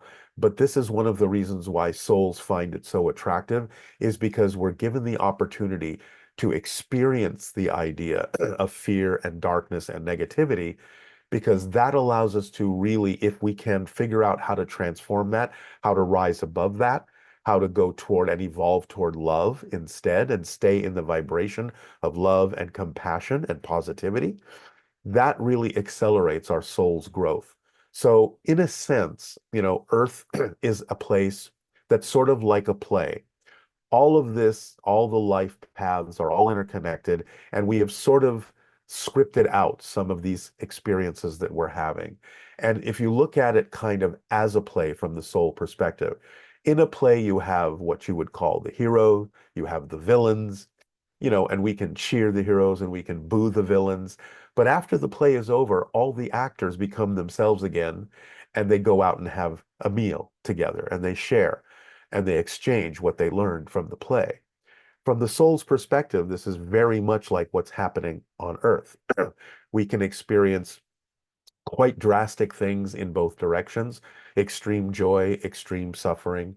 But the idea is that to the soul, these are lessons for us to learn, to transform ourselves, to grow, excuse me, to become more of who we are, to be the reflections of all that is, of the one that we are. So we have these opportunities set before us. And as Debbie pointed out, there's a lot of Orion energy here on Earth. There are, in fact, a lot of stories from different places that are kind of here taking advantage of the cycles of Earth, of the experience of love and fear, to sort of play out the ending of their stories that didn't necessarily work out in the original systems or the original cultures from which they came. So we have the Orion story of oppression, suppression, negativity, fear playing out on Earth so that we can perhaps give it a different ending this time. We have the ancient culture of Mars that was destroyed now playing out on Earth. We have the ancient culture of Atlantis, again, playing out on Earth. All these stories are playing out together, a mix, a melting pot of all of these opportunities to create more positive endings to all of these stories, to lift that vibration and to go forward in a much more positive way. So Earth is a unique school that takes advantage of the cycles that go on this planet that allow us an opportunity to really transcend and transform ancient energies into more modern energies that are more positive, more constructive, and allow us to evolve in certain ways. So as Bashar has talked about, he is a first contact specialist and, recently was talking about the idea of what kind of energies we can expect to create certain kinds of consequences with respect to contact on Earth. Now, he's talking about the idea of feminine energies, masculine energies, and the consequences that may result from the expression of some of those energies. But the idea really is about to look at it more as the energies of feminine energy, the energies of masculine energy, and to bring those into balance in a way that allows us to move forward together in a unified way. To him, the idea is not so much that unity is the product of homogenizing everyone and everyone having exactly the same thoughts, but the idea of validating the differences, having a compassionate perspective to understand that on a real fundamental level, regardless of the differences that may appear in our physical personalities, a lot of our fundamental wishes are pretty much the same. We all want to be taken seriously. We all want to belong. We all want to matter. We all want to be loved and be able to love. We all really want to connect in some way, shape, or form. Now, not everyone has been given the same tools in order to do that. And some of the tools may be more positive and some of them may be more negative. But again, we all really fundamentally, deep down, actually wish to have the same things.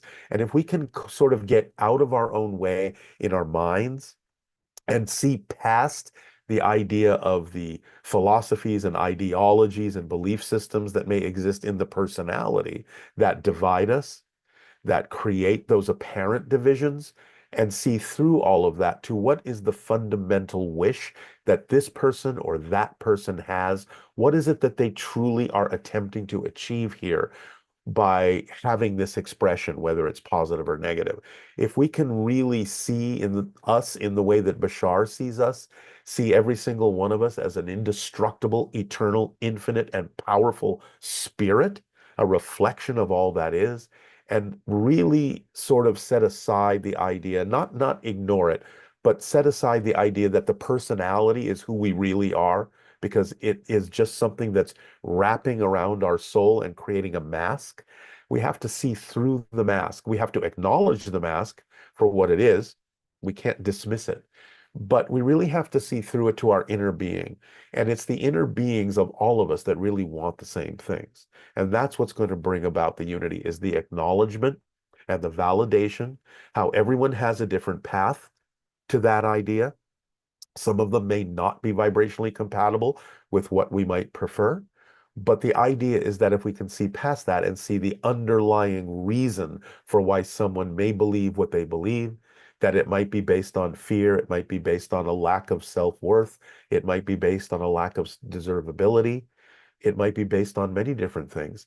As Bashar said, it sort of takes a victim to make a victim. So we have to understand the psychology of what's going on a much deeper level so that we can become more transparent to each other so that we can learn to communicate more deeply with each other on the real issues that we're all concerned about instead of just focusing on the topical surface ones. Now, the idea that Bashar's talked about the imminent open contact that may be about to occur, as he says, within the next 5 years or so, meeting and being introduced to different ET species that have been observing us and being engaged with us in various ways for so long. That may now, based on present circumstances, be, let's say, a little bit different in terms of how that might happen or when the agenda might happen. The timing may have shifted a little bit. The reason for the open contact may have shifted a little bit. But what I'm confident about is that the ETs in many ways are more evolved and can easily rise above our differences, our negativity, and can use whatever's happening, no matter how chaotic it may be, no matter how much you may think it's something that would lead to dire circumstances. They can use it. They know how to use it in a way that will actually serve us and benefit us in terms of when they decide it's appropriate for us to have open contact with our galactic family and bring us into that union.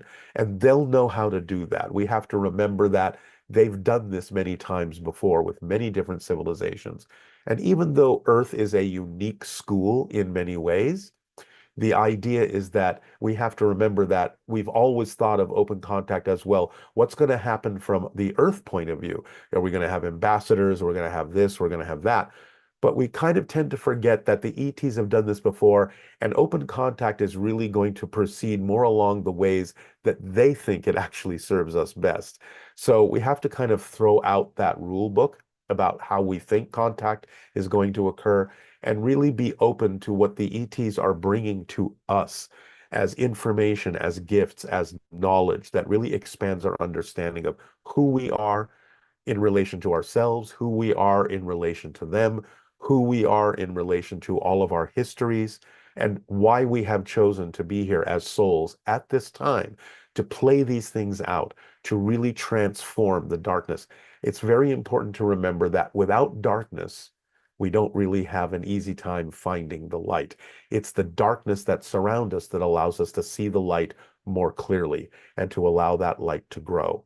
So the idea is as above, so below. It's bringing heaven down to earth. It's allowing ourselves to be the spirits that we are, manifesting that through ourselves, allowing our personalities to align with that rather than getting involved in all of the differences and that separate us, looking to the deep issues that really unite us. And again, while validating the way each of us has approached this, it really is all roads ultimately lead to Rome. And in this case, all roads ultimately lead to all that is. So we are all spirits. We are all powerful. We have the ability to create the realities that we prefer. Even if someone decides to create a reality that we don't prefer, it's still part of the path and the life paths that connect us all. It's still part of the lessons we have come to Earth to learn. It's still part of the play that we are all actors in. So I believe we need to sort of look at it that way, to lift ourselves up above the things that are going on the surface and to see from a new perspective how deeply we can unite each other in many different ways by validating the differences and acknowledging that everyone's coming from a different perspective, but we all truly fundamentally, deep down in our hearts, deep down in our souls, we all want the same thing, and that is we all want love. Wow, brother. Thank you, thank you, thank you. You always share so much amazing information. And I just want to thank you for continuing to do this service. I mean, I've seen you since the early 90s and you've been doing this. You do so much in so many different ways, and you just always show up. Like, well, it's important. It's important to show up. That's what I was saying initially. It's to be the living example of what can be, to stay in that positive state. All you really have to do is just show up.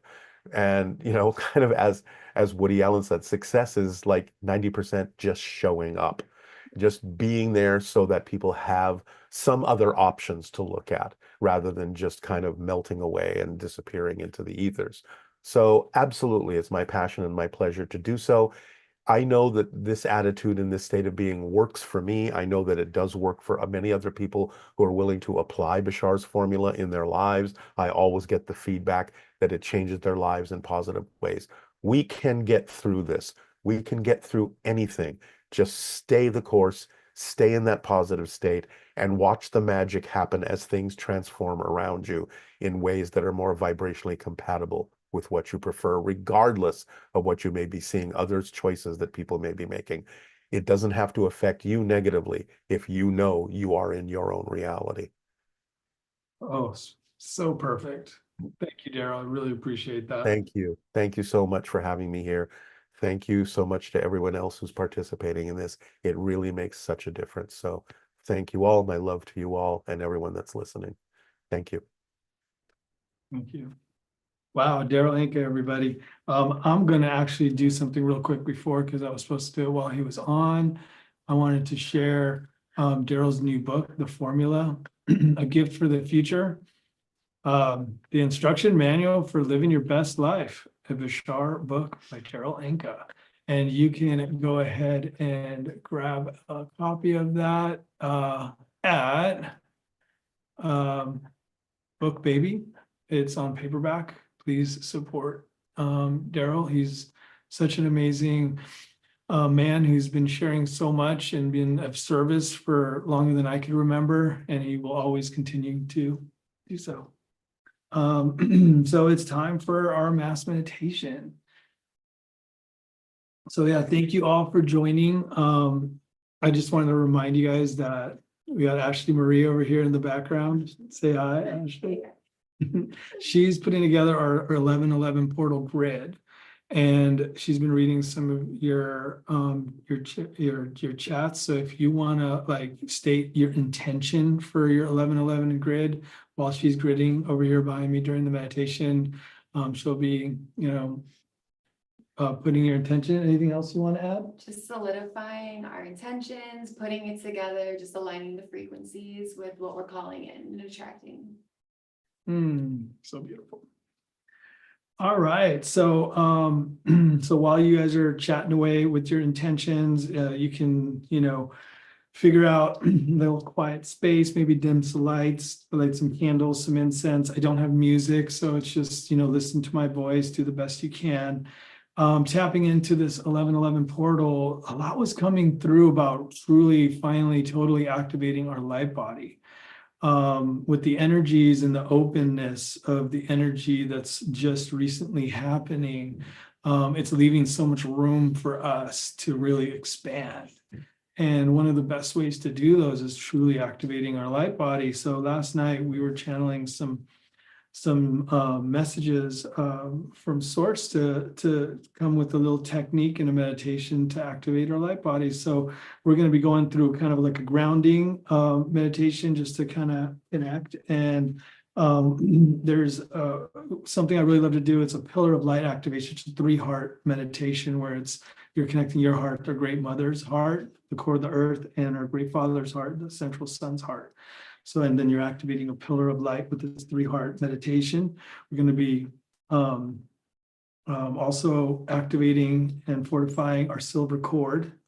And then our light body activation, which is going to be partly to do with focus on our heart space, focus on our great mother's heart space.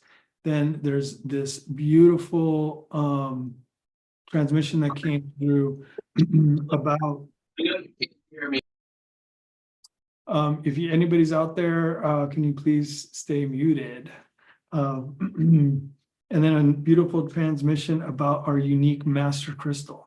And this activation is going to take you through a master crystal that's deep within the Earth's crust. It's signature to each one of us. So you have your own very own master crystal in the Earth's crust. This is a record keeper. This is the origins of you. This is so much of your Akashic history. Like there's so much here that's part of this activation. And then we're going to bring that back up to the heart and up to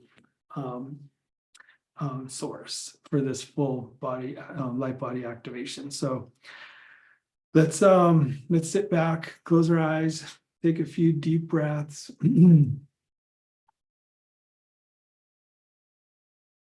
Start tuning into your breath. Feeling your sitting bones connected to the earth. She nurtures you, holds you. This is what she does, our great mother. Start feeling your heartbeat. And as we breathe in, we want to try to breathe that energy in from the earth, from your root chakra, as you fill your body, your life body, your aura with this energy from the earth. And as you're exhaling, I want you to think about any stagnant energy, any energies that are not serving your highest purpose, that we want to push that energy down into the earth. One thing our great mother does for us is she helps us clear. And she's always here for us for that. So let's take a few breaths as we breathe in, filling our light body, and our aura. And as we exhale, bringing that energy back down as she assists us in healing and clearing some of that stagnant energy. Thank you, thank you, thank you, thank you, thank you, thank you, great mother. One more deep breath. This time, as you exhale, I want you to visualize from your root chakra and your tailbone, like a root, like from a tree, growing down into the earth, twisting and turning, all the way burrowing deep until it penetrates the earth's core, the heart of our great mother. And from this place, we're going to take a deep breath, bringing that energy and lighting that root up, all the way up, and filling your body and your light body and your aura, and holding that at the top so you can really feel that grounded connection to our great mother, that as she holds you, nurtures you. This is, we're her children, so feel that connection for a little bit. And now let's shift our attention to our heart space as we start breathing into our heart. And we do this pillar of light activation with the 3 hearts. As you're breathing into your heart space, visualize a figure 8, an infinity in your heart. This is an anchoring tool. You can also draw it with your finger, just this figure 8 as you anchor into your heart.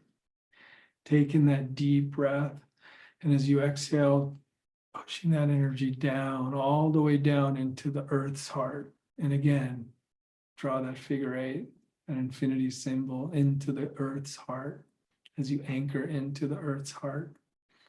From her heart, breathing in and exhaling back up to your heart. Again, figure 8, breathing in and exhale. This time we're going to push that energy up all the way to the central sun, the largest sun in the universe, the sun that powers all the suns, source energy.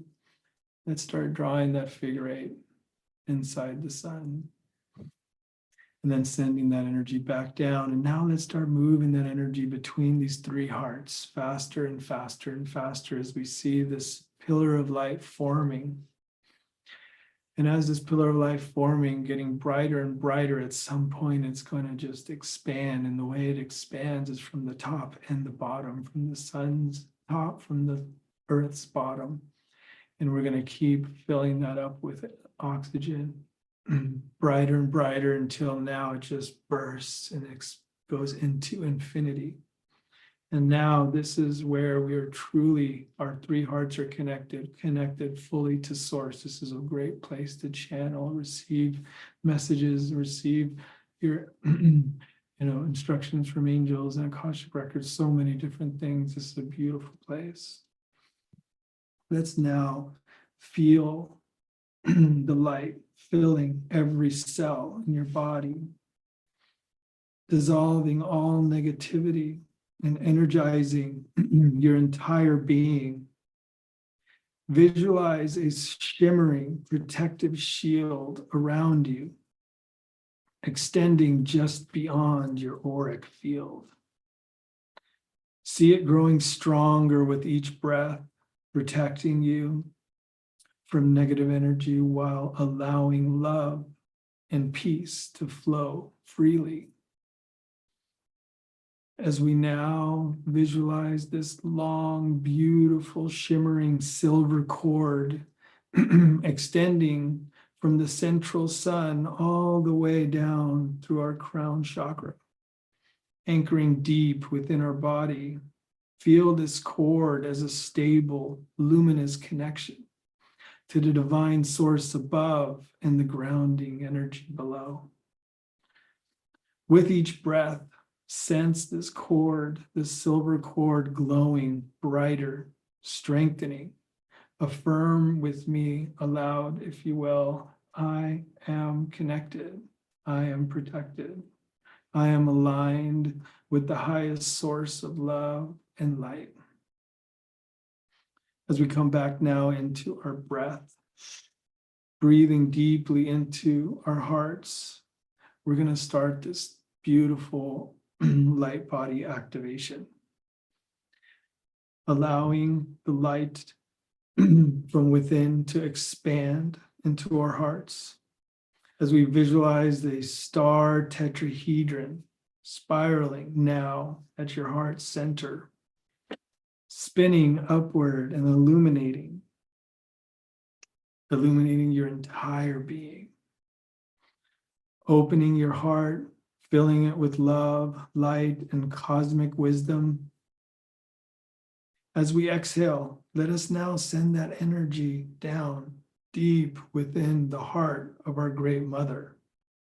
And this is the place we receive our first stage of this light body activation, deep within the crucible of the heart of our Great Mother. And sit into this crucible feeling for a little bit. See what you feel during this activation, this one part, this single stage of this activation. Now we begin to rise, moving that energy from the core of the earth up as we start to see our very own unique master crystal. This is a record keeper deep within the earth's crust. You can see this, it is massive. It can look like a giant quartz or an amethyst. You can actually fit inside this crystals. And what I'd like for you to do now is actually take that breath and step inside your master crystal. Start breathing from within the center of this crystal. As we begin to understand that this is where your soul records are stored. As you breathe, feel all past wounds, triggers, and karma, clearing all and healing all, seeing blockages dissolving, freeing your energy and releasing unresolved energies in all timelines. Aligning our frequencies as we receive this light body activation through our unique master crystal record keeper. Let's continue now with this activation as we move this energy up, exhaling, fortifying the activation back into our hearts. So we breathe it into our hearts. And once we can feel and receive this stage of this activation, let's breathe it in and keep moving this energy up, rising and rising until we reach the heart of our central sun with this activation. And we sit within that space and receive that activation. From this place, we allow the divine energy to activate throughout the universe, expanding and aligning your light body with the cosmic flow and higher aspects of ourselves, harmonizing with our light body. So now that we've activated this light body with these 3 stages, we're going to also incorporate a 3-step breath work. This is going to be 3 sharp inhales with 1 long exhale. The first sharp inhale is going to be focusing on the heart of our Great Mother. The second sharp inhale is going to be focusing on your master crystal deep within the earth's crust. The third exhale is going to be focusing on the heart of the central sun. And then the exhale, the long exhale, is going to be focusing on our sacred heart. So it's going to be like, it's going to sound like.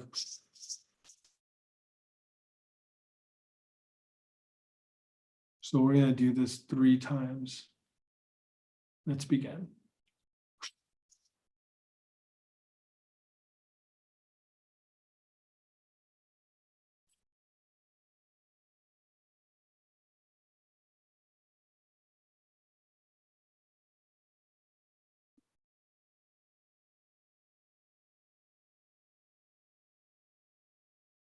Thank you so much for fully activating your light body with me as we continue, as we cycle this activated energy back into our heart space. Feel it intensify and expand. From this center, we begin to send this energy outward, visualizing it radiating from our hearts, a vibrant flow of love and light. Now let's see every person on this earth, each one sitting in meditation, their hearts glowing with the same divine energy. Visualize each heart spaces connecting, forming an intricate web of light. Each energy now weaving together, creating a powerful grid of unity, shaped like a honeycomb grid wrapped around the whole planet, symmetrical, harmonious, and infinite. As these energies flow, reinforcing the connection between each of us, feeling the strength of the collective force fortified and aligned in the highest frequencies of love, peace, and compassion. This grid pulses with shared intentions, reminding us of our inherent interconnectedness. Together we are harmonized, unified in one heart, one mind, one spirit. We remember how deeply connected we all are, transcending boundaries, cultures, and differences. With every breath, this energy grows, encompassing the entire planet, enveloping it with light, peace, and love. I'd like to share this meditation as we bring in some divine feminine energy. Let's bring in Anastara, who's going to take us and guide us through the rest of this meditation. Thank you, Adrian. Yes. And during this 1111 portal, with our light body fully activated, let us envision that light grid around the planet, that flower of life, each one of us, the singularity, that light point, that crossing of the infinite web of the unified field. And as we ripple this energy out to surround Mother Gaia, to embrace her, to hold her, to acknowledge her, to love and respect her, and sending that ripple out to humanity, our one human family. We are all one. And when we are in this unified field and we ripple this love vibration, this unity vibration, this harmony vibration to all of humanity and the earth, feel it vibrating now. Feel those light codes activating within you, within our Mother Gaia,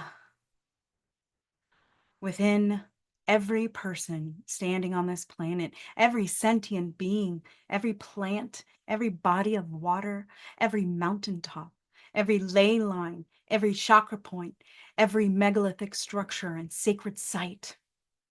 We are sending this vibration to each of those places right now.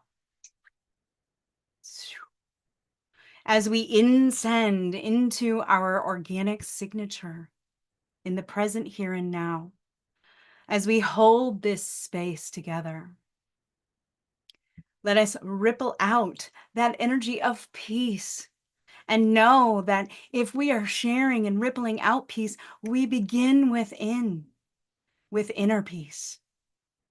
that inner knowing, that intuition, that internal compass that guides us on our path. And when we ripple out compassion, we are beginning with self-compassion, being gentle with ourselves, being graceful, forgiving ourselves for any past deeds or mistakes. And if we are rippling out love, that we are coming from unconditional self-love with no judgment, that love that wells up inside of us, that fire in our belly that warms us in our creativity so that we can express ourselves fully in our embodiment of our highest selves. Every thought, every deed, every action, may it be led with integrity, accountability, empathy, compassion. Breathing into that now. Finding that central point along your spine and the Shushuma. As he was creating, we were creating that infinity sign, yes? We are moving that Kundalini energy up and down the spine now. Clear channels, rainbow bridges between heaven and earth as we bridge them together, co-creating heaven on earth as we co-create our new earth together. We each hold a piece of the puzzle. What is your piece of peace? What can you do in your community? Allow that message, allow that code to come in. It might be through a symbol, it might be through color or sound. Receive this message now with the next breath.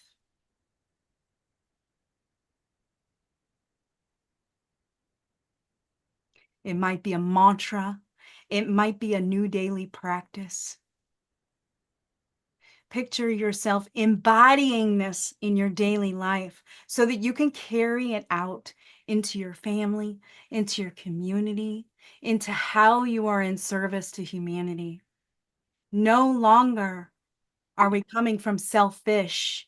It's time to come from selfless action. How will you be in service to humanity? And this 1111 portal now is inviting us all to create that intention and that prayer to amplify and magnify in this 1111 portal as we send that out into the universe and we invite in exactly what it is that we choose to create in our life. We are the creators of our life. It is all a matter of perspective. Even the challenges that we're faced with, they are points of growth and transformation. We are invited to take the bird's eye view right now and look at the bigger picture of what it means to live in harmony and unity. And here we are today, unity now. We are claiming it. Unity now, as we harmonize hearts around the world. So with this next inhale and exhale, just picture that. You can even tone for a moment and sending that energy from the heart. What I like to do is one hand up, your right hand up, left hand down, harmonizing the feminine and the masculine, harmonizing earth and the heavens, bringing it into the heart and sending it out. Ah, we'll do it 2 more times. Swirling it in the heart and sending it out. Ah.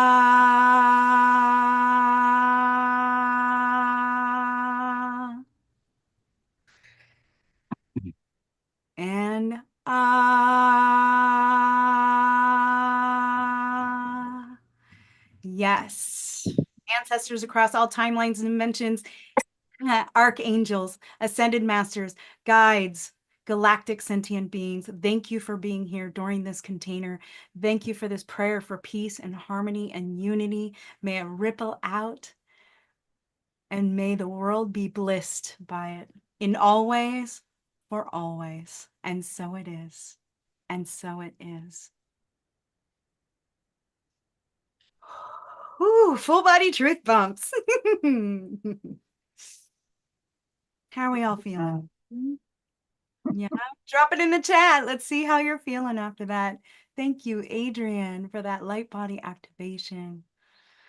Hello, Deborah. Thank you, Anastara, for that beautiful feminine transmission. My pleasure, always. So much hope I feel within me right now, with all of us together, aligned, everyone connected. And it's so beautiful that we activated our light body, because really this is the next step. We are unifying into unity consciousness. We are moving into the ascension. That's really the opportunity now. So this is what we can all do together. And I know all of you on this call are very aware of that. And beautiful, we can share that together and dropping into our purpose, because it's all hands on deck time. That's really everyone to have their gifts come through and their purpose and move forward, because it's not just us here on screen. It's all of you out there that's going to make the difference as we move together forward. Oh, thank you, everyone, for being here. Yeah. Teamwork, dreamwork. I just want to say we are so lit up over here. We are here celebrating my dear bestie's birthday. And we're at Harhari's. It's called Transformational Healing University. It's an incredible, like, biohacking, best technologies right here off Robertson in LA. And it's also beautiful. We did some yoga and Kundalini chanting. And I just want to say that a lot of the people that came in holding the meditation on their phone. Yep. There's an iPad out there with people listening to the meditation. Everybody's tuned in and they're loving this program. Yes. So even as they drove here, yeah, they've been listening and enjoying and loving it. So great. And we're going to be, I brought Maura in because she's the person who introduced me to our next speaker. And I want to keep us on time. I don't want to get us off track, but thank you so much, Anastar and Adrian, for leading the incredible meditation. We are creating great change right now. And I know that Jay Brave's backstage and we want to honor him and bring him on as well. How do you like that? Oh my gosh, there he is. Jay Brave in the house. He might come over here afterwards to celebrate this one's birthday. So I don't want to take up too much of your talk time with our intro. Do you want to just give a few words? I'll just say a few words. Jay Brave, we love you. And you have done so much. I remember way back when we did the video, Peace Worldwide starts from inside. And then you've taken it to a whole next level. Your vibrational frequency, your love, and the way you make a difference through song, through spoken word is a gift for all of us. And you're always there holding down the energy at festivals and events. And you just bring love and your music and your light wherever you go. You are our brother. Totally. I told Jay last night, I want to see him doing motivational speaking. He is an amazing spoken word musician. And one of the things I love about you, Jay, is you do a lot of collaboration. And that seems to be a key word that we're focused on in our Unity Now program, is to consciously collaborate with others. And this is how we create change and bring in the world we wish to see. So take it away, Jay. Thank you for being with us. Jay Brave in the house.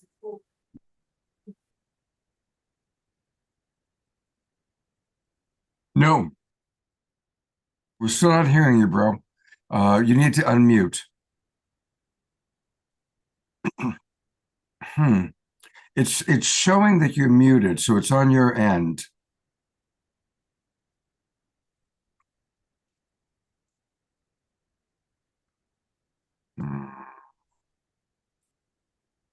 Give me a minute.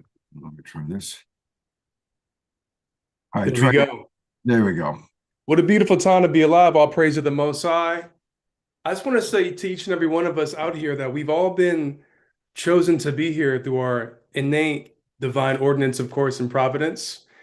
And in this moment, you are here to be a part of this collective prayer, this invocation, because there's something inside of each and every one of you out there that's meant to be the gift to heal this world. There's something inside of you, your story, your expression that's meant to become the song, the poem, the dance, the event, the book you're meant to write, the movie you're meant to create. Perhaps there's something in you that's been welling up inside that wants to be revealed that is yet to be seen. We're not waiting for Martin Luther King to show up anymore, or Gandhi, or Bob Marley, or Kuan Yin, or Rosa Parks, or any of the amazing avatars that came in our time. There's something inside of each and every one of us that's meant to be revealed in these times to bring unity now. Not unity in the future, not unity in the past, but unity in this exact present moment. Heaven is the ever-expanding moment right now in this gift of awakening that we choose to embody in this yes. And so in this invocational space, I ask you to turn within. And I say, Great Spirit, infinite source, divine creation, grand mystery, Pachamama, Mother Earth, ancestors, spirit guides, ascended masters, archangels, totem animals, keepers of the light, all benevolent forces that watch over us, we ask you to be here now. From the north to the south, from the east to the west, as above and so below in all four directions, and in the omnipresence of the Most High, we align. Thank you for this moment of presence, of reverence, of connection, of reflection, of remembrance. Thank you for allowing us to remember who and what we truly are. We are luminous beings having this human experience. And though at times we do all forget, it's in this moment of divine communion that we come back to our center and return home. Great Spirit, tell me, do you feel it? There's a voice calling out deep inside. Can you hear it? Reminded us to remember that everything is one. There's a beating in my chest from the sound of the drum. We are warriors, peacekeepers of the land, stewards of the earth, here to carry out a plan. If everyone's connected, then reach out and take my hand. The time has come, and now we got to choose and make a stand. There's nowhere left to go. We travel down the road. The oracle is spoken, and we've seen it all before. Atrocities are happening all around the globe. Mother Gaia needs our help for the healing of her soul. I reach into the soul. I feel the connection. Burn low sage and pray to the four directions. I look up to the sky. I see the reflection. The light coming down is a blessing because everything is sacred and everyone is holy. There are no temples to house your soul. Everything is sacred. Everyone is holy. There are no temples to house your soul. And in this space, connecting with the Divine Mother, connecting with the indigenous people of this land and every land across the planet, we are here to re-indigenize the parts of ourselves that have forgotten who and what we truly are. Beyond the black, beyond the white, beyond the yellow, the brown, and the red, we truly are connected to tribes and our indigenous nature. We're meant to come back to source. Remember our divine ordinance, our plan, our mission, and it's in your story, it's in your gifts that are meant to become the new prayers. We're not waiting for someone outside of us to make a change anymore. I invite you to tap into your inner authority. What is your inner authority asking you to become for your family, for your children, for your community, for the world at large? My invitation for you is to tune into your personal gift. I know someone on this call right now has a song that is meant to be expressed. I know someone on this call right now has a book that's meant to be revealed. I know someone on this call has a podcast that's meant to be birthed today. I know there's someone on this call that has deep levels of service and work with the people around them that's meant to be done. We are unwinding the knots of trauma that have inhibited us. What part of ourselves are we willing to confront finally? What part of our abandonment, our shame, our anger, our guilt, our animosity, our envy, what part of ourselves that feels uncomfortable? It's not good, it's not bad, it's not right, it's not wrong. It's like Rumi says, out beyond ideas of wrongdoing and right doing, there's a field. I'll meet you there. Out beyond ideas of wrongdoing and right doing, there's a field. I'll meet you there. When I first heard this quote, I thought to myself, Rumi, the great master, is teaching us there's a place, an open canvas, a field, a place where we can go beyond the illusions of right or wrong that he's alluding to. But when I tuned into this quote, I thought something more provocative that I never saw before. He said there's a field, not a place, a location, not an empty piece of grass, but an energetic field, a vibrational field, a quantum field that exists from the depths of our heart in the 0 point frequency that creates our auric field in Merkaba, Mer, spinning body of light, Ka, spirit, Ba, body. We are connecting to the frequency of unconditional love, the frequency that every great master from Yeshua to the Buddha came here to teach us to embody this frequency of true unconditional love. Beyond those that have left us behind, we choose to embrace and pour into ourselves this divine nature of love that exists all around us, inviting you to tap into your inner authenticity. The most powerful frequency, or the highest frequency, is authenticity. When you finally accept and embrace yourself fully, we're not here to unify with just the peace. We're not here to unify with just the love and the gratitude and the reverence and the light. We're here to unify with the shadow and the ugly parts of ourselves. We're here to unify with the parts of ourselves that feel put down and demeaned, and embrace it like the inner child that's asking for a sense of acknowledgement, because that's all it is. It's the part of each and every one of us that just wants to be held. When we feel those uncomfortable emotions that are our truly greatest teachers, it's the part of us that just wants to be embraced and loved and seen and appreciated. So when we break the spell of good, bad, right, or wrong, when we break the spell of red and blue, when we break the spell of our race, color, and schisms and isms, we break apart our hearts and realize we are just all luminous beings having this human experience. But inside of that part of us that feels hurt and abandoned and left behind is just a child. It's you that needs to be held. It starts with yourself, that peace that exists in you. It starts with you embracing that love and amplifying that all around you. Freedom's calling. I feel the fire that's deep inside us. Everybody wants change, but tell me who will guide us. To the leaders that pass away, put up your lighters. It's a beautiful struggle, but it cannot defy us.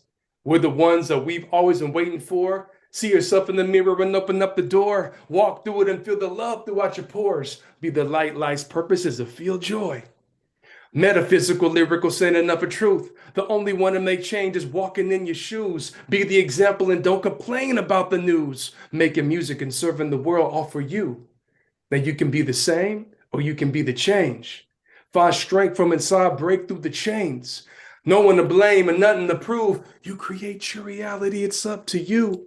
So be the change that you want to see in the world. Like Gandhi, live for peace. Aspire to be someone who fights for the belief. Like Martin Luther King, aspire to be that love, that light. Like Christ, live life for the moment indeed. And if you believe in Jehovah, Allah, Buddha, Krishna, it's love to me. Because Martin taught us the lessons of how we should be respected. Gandhi truly embodied a nonviolent perspective. Global community, unity, maybe you and me can sit down, build upon love, because it's what we need. Let's get to farming and feeding the people starving across the whole planet. What's going on is alarming. Sustainable living, we don't need the provisions. We can grow it, pick it, and eat it. That's the world I envision. I'm on a mission to spread peace all around the world like Chase. Paint a face, make a beautiful mural. Africa needs peace. Europe and South America, Asia and Australia. Do you believe in miracles? Because it can happen if everybody would tap into all the love in the hearts and everybody started laughing. Time for action. No time to complain. It takes 8 billion people around the world to make that change. Now imagine if the words of John Lennon would come alive and everybody in the world started to unite, realize it ain't far-fetched, we can do it. Come together for a cause, do it with the music. Use it, take time and pursue it. Dreams and aspirations are all up to you. Because everybody in the world wants to get free. And everybody in the world wants peace, one love, one blood, and one heart, one people, one world, and one God. We got to come together, united for one cause. Put your hands up in the air for peace. Put them up. One love, one blood, and one heart. One people, one world, and one God. We got to come together, united for one cause. Put your hands up in the air for peace. Peace worldwide starts from inside. We got to find a better way that we can be. Peace worldwide starts from inside. Go ahead and let your mind, body, soul be free. Peace worldwide starts from inside. The answer and solution always starts with we. Peace worldwide starts from inside. If you want to serve the world, be the change you wish to see. We're not here to save the world, y'all. We're not trying to preserve and save what is. We're in the action of serving the world. Being in service with your gifts. There's a story inside of you that must be expressed.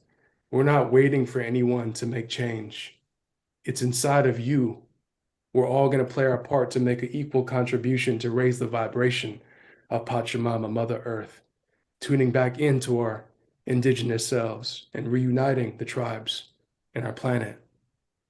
I invite you, if you're feeling this incredible energy, to tune into the power of Disclosure Fest. I've worked in social services for nearly 10 years in my lifetime, 5 different nonprofit organizations, working with homeless and at-risk kids on the streets, starving, nothing to eat, living in foster care, living in abandoned buildings in LA.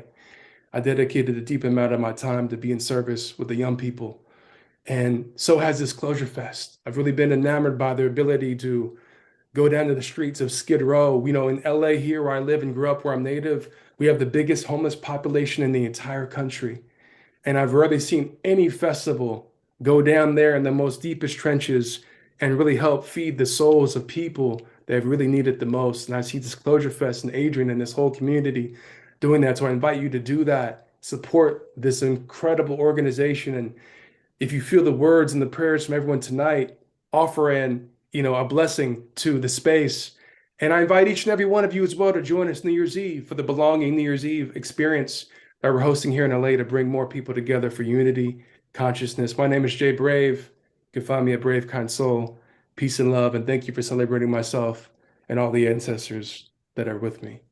Massive love. Aho. Wow. You, So beautiful. how do Always. you even put into words what you do to my heart and all of our hearts? And people in the chat are saying this man is brilliant. Yeah. You are so, your message and your essence are so needed on this planet right now. And I just thank you for what you brought and the way that you're collaborating with each one of us here. Thank you. Thank you. Yeah, you're welcome. You know, I receive all the love, knowing that I'm just a vessel allowing the universe to express through me. And thank you for allowing the space for the universe to channel with you all today. Massive love and deep reverence and praise. Thank you always, Jay, so for spreading that like super high vibe consciousness through your music.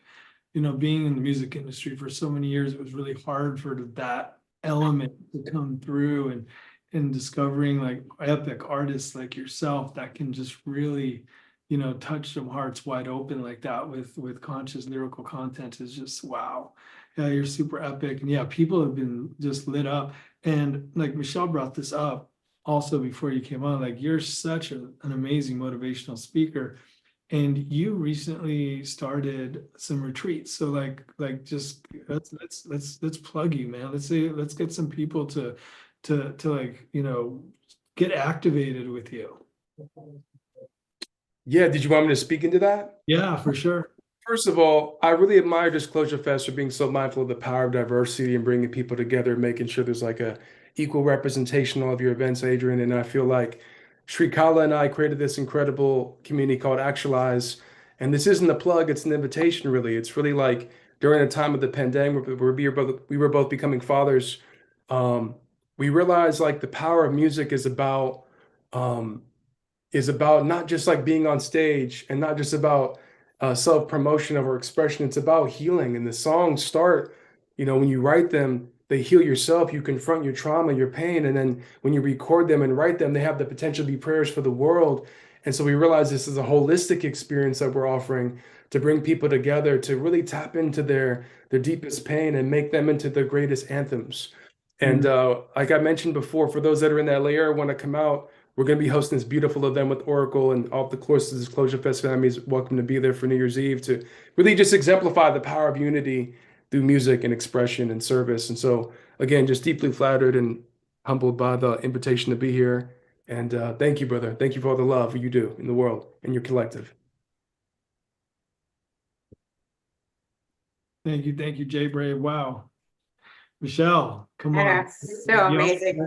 You know, when we were doing the schedule and I saw, you know, where each person was going, and right after Jay, we have Rissa Vibes. And Rissa and I had a conversation this weekend, and there she is. Just being in Rissa's energy lit me up. And even Maura just now said, I really like her energy. What, like, we can't wait. You're muted, Rissa.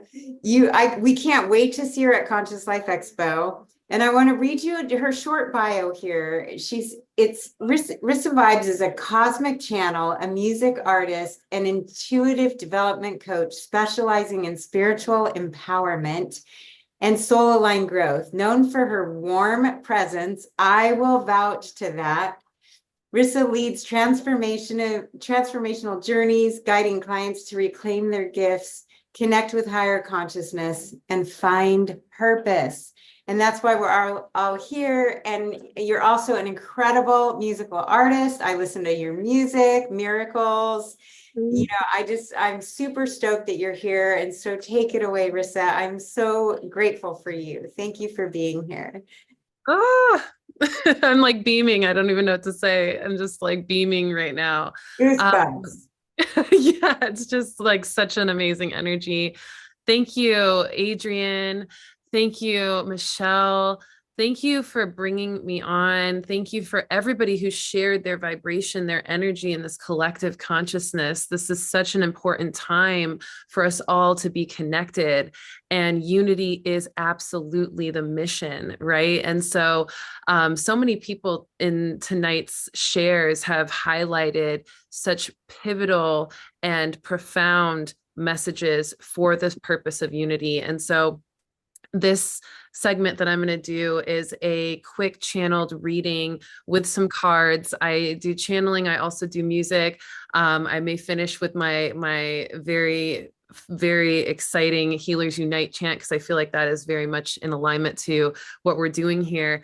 But I want to just start by calling in, as we already have, our guides, our higher selves. So if you all want to just put your hands on your heart or whatever feels aligned, maybe your solar plexus, if you feel like that needs a little charge, or your throat chakra, your third eye, whatever feels in alignment to you, just place your hand there, knowing that you are a vessel of light and healing for yourself and for the collective. So wherever you're called to send energy to yourself, know that that energy is also being sent to all those in the world who need it at this time. And just breathe into that space, breathe in light as we call forth all of our higher selves, the purest positive potential of our being, always guiding us on our path. We also call forth our spirit guides of the highest love and light, our angels, ascended masters, ancestors, passed on loved ones, and any additional guides of the highest love and light who wish to be present for us at this time. We call them in, we welcome them into our heart, and we welcome them into our being and this world, this planet that we are in. Ashe, and so it is. So I'm here to just bring in this frequency of awareness around your intuitive ability, right? We are all intuitive beings. We are all connected to the vibration of love and light that is source.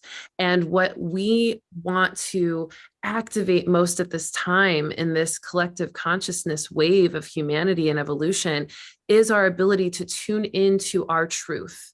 In a world where there's so many truths being expressed and everyone's truth is feeling powerful and potent, we get to lean into we get to embrace that, and we get to honor that that is exactly what this time in our life is calling us forward in, is honing in on our unique individual frequency, our unique individual truth. And like Jay Brave said, our authenticity and our ability to create, our ability to align to all that we are meant to be, our purest positive potential. And what is that, right? What is our purest positive potential? Well, it's going to look different for everyone. But like Bashar spoke so much about, Daryl Anka and everybody else is talking about love, right? Love is the highest frequency. Love is the all transmuting force. And so when we recognize that love is the answer, we recognize that this time, no matter what your beliefs are,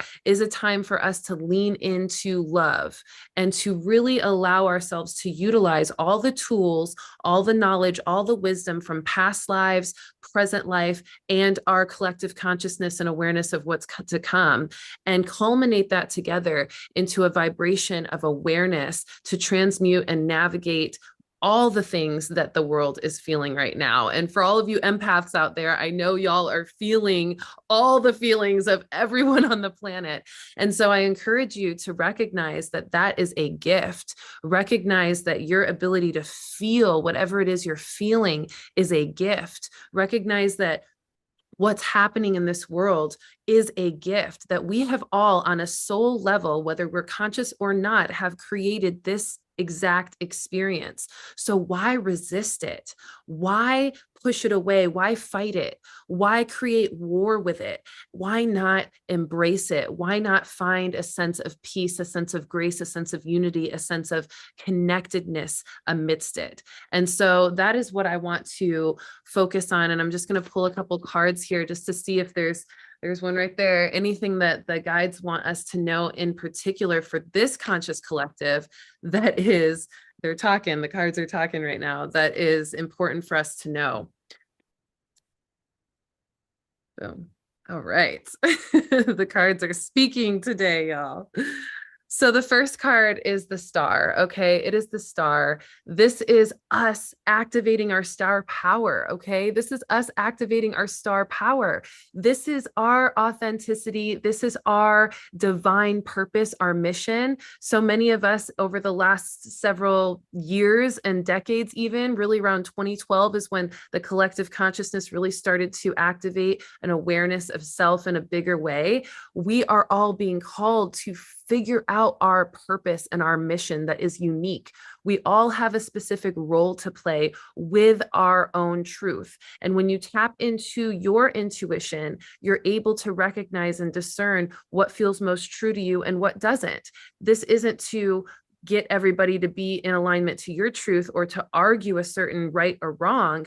It is for you to recognize your truth, which allows you to recognize your purpose, which allows you to tap into your star power to fulfill the role you came here to fulfill, and to be the beacon of light that you came here to be the one that's expressing from that truth so that you can align to your soul family, to your star family, and you can channel the messages of that frequency to co-create everything that we're here co-creating and collaborating with. So activate your star power. So many of you may be feeling resistant to taking up space, to speaking your truth, to embodying the type of vibration or avatar that you've been called to embody. Maybe some of you are wanting to change your style or your hair, or step into an expression of yourself that's always been kind of hidden within you.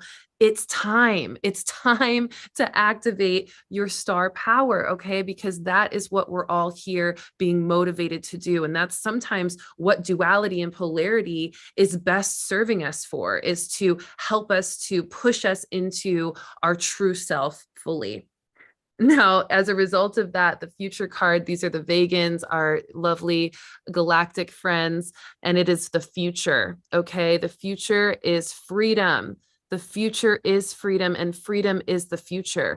Freedom of speech, freedom of expression, freedom of being, freedom of connection, freedom of collaboration, freedom of creativity. Okay, 73, 7 + 3 = 10. I'm all about numerology. And 10 is the next step into the spiral up, the next level of consciousness, right? We're in an 8-year right now, which is all about karmic abundance. It is the infinite energy of abundance, and it is the way that we give, we receive. And so in that, the next year, 2025, is 9, which is the end of a cycle, which is wisdom, right? And then after that is freedom, which is the 10, okay? And so we are stepping into that now. A lot of us who are on this call, who are in this community, are a little bit ahead of the wave. We're on the leading edge, right? And we're a little bit beyond that. And so it's time for us to lead in freedom and feel very, very excited. This is a time to be excited and grateful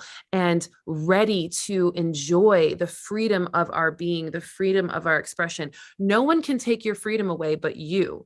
Only you can choose to allow something to make you believe that you're not free. We're all free. So exercise that freedom and allow yourself to honor that.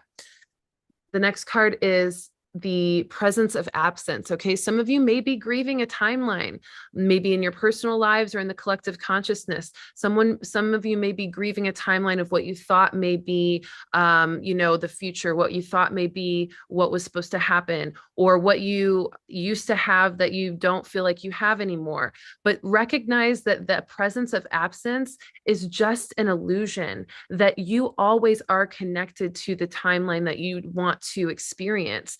And that by choosing it, by embodying it, by aligning your thoughts to it and your emotions and your actions to it, you will experience that timeline. Now, what I encourage you to do is check in with yourself and ask yourself, what is the gift of this timeline being maybe outdated or being called to be redirected or reflected on, right? Look at it as a gift, because oftentimes our guides and our higher selves, that's why we go to them for guidance, is because they have a bigger picture perspective. They can see things that we can't.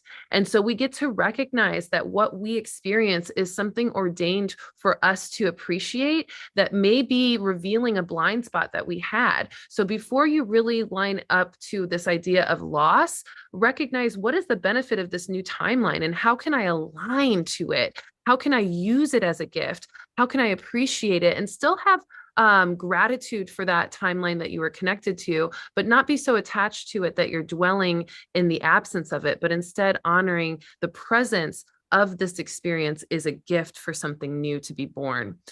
And then lastly, the strength of vulnerability. Okay, the strength of vulnerability. We are strongest when we are vulnerable. We are strongest when we are aligning to the tenderness of our heart, to the tenderness of our experience, and to the way in which our human bodies are responding to things that make us feel uncomfortable or make us feel nervous or afraid. These are moments of vulnerability that we get to step into courage with. That courage is the biggest strength that we could ever align to. If you've ever seen Brené Brown's speak on vulnerability, you know what I'm talking about, that this is our strength. So it's okay to be vulnerable in your emotions. It's okay to not know. It's okay to be curious and inquisitive and maybe a little nervous, but recognize that nervousness is just a tick or two off vibrationally from excitement.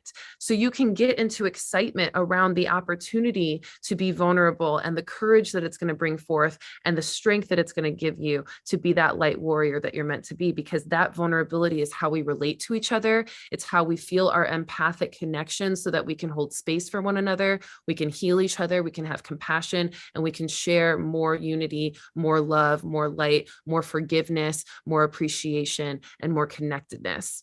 So I hope this reading resonates with all of you. I want to end with just my Healers Unite chant, because I feel like this is so much an alignment to what has come through in this beautiful mass meditation. And so I'm going to recite it for you. And then if you want to join in for the second one, feel free. We are the healers. Healers unite. We came to heal them all with our divine light. We are the leaders. Leaders unite. We came to lead them all to their divine light. We have awakened, woke up ready to fight. We came to raise the vibe and bring shadow to light. We are the healers. Healers unite. We came to heal them all with our divine light. I'm going to say it one more time if you can remember and want to join in. We are the healers. Healers unite. We came to heal them all with our divine light. We are the leaders. Leaders unite. We came to lead them all to their divine light. We have awakened, woke up ready to fight. We came to raise the vibe and bring shadow to light. We are the healers. Healers unite. We came to heal them all with our divine light. Thank you all so much. I will be at Conscious Life Expo in February, not only sharing a workshop and past life regression, parallel progression journey, but also a epic musical experience. And I'll definitely be at Disclosure Fest next summer as we manifest that into being here in this call. Make sure you donate, make sure you give. Remember that karmic 8 abundance, whatever we put in, we get back. So the abundance that we give is what we're going to receive in freedom, in light, and connectedness, and strength, and awareness, and love, and community. And so I encourage you all to put energy in that you want to see returned back to you and returned back to the world, because that's what we're doing it for. I love you all. I love you, Adrian. Thank you so much. Oh my gosh. Oh, Rissa, oh, it was so beautiful. You know, you did a reading for me months ago, and I felt like it was one of the most epic readings. And then we were thinking about a segment within the show, and I was like, this has got to come and just rock a reading for us. That was so beautiful. Thank you, thank you, thank you. Oh, you're such an amazing freaking starseed. You just, wow, double whammy. That just, oh, thank you for bringing it. You're just so amazing. I can't wait to hug you in person at Conscious Life Expo. Thank you. Thank you for just your stellar contribution to the path forward. And we just are so lucky to have you on the planet. I've just, every person that's on here, I just feel so lit up by our audience that's contributing with each one of our speakers and the hosts and our partners. And Adrian, I think you needed a dose of this. This is like this is a dose of medicine for your soul. And I'm just so thrilled that Deborah and Scott reached out and said, what can we do for Adrian? And this has been amazing. So, and we still have more. So thank you. Check out Rissa Vibes. I think her website's rissavibes.com. She's got amazing offerings there. And I think, Adrian, you're ready to bring on our next guest. Yeah, book a reading. Am I bringing on the next guest? You are. Alpha ready. Oh, right. Alpha ready. Wow. Let's bring on some Alpha ready. He needs to turn on his camera. I've sent him a message. Here we go. Well, I've experienced already because I do a lot of breath work, and every time this guy, shows up, I pass out. So like, we got to see how many people we can get to pass out on on Unity now. You're still muted, brother. You're still muted.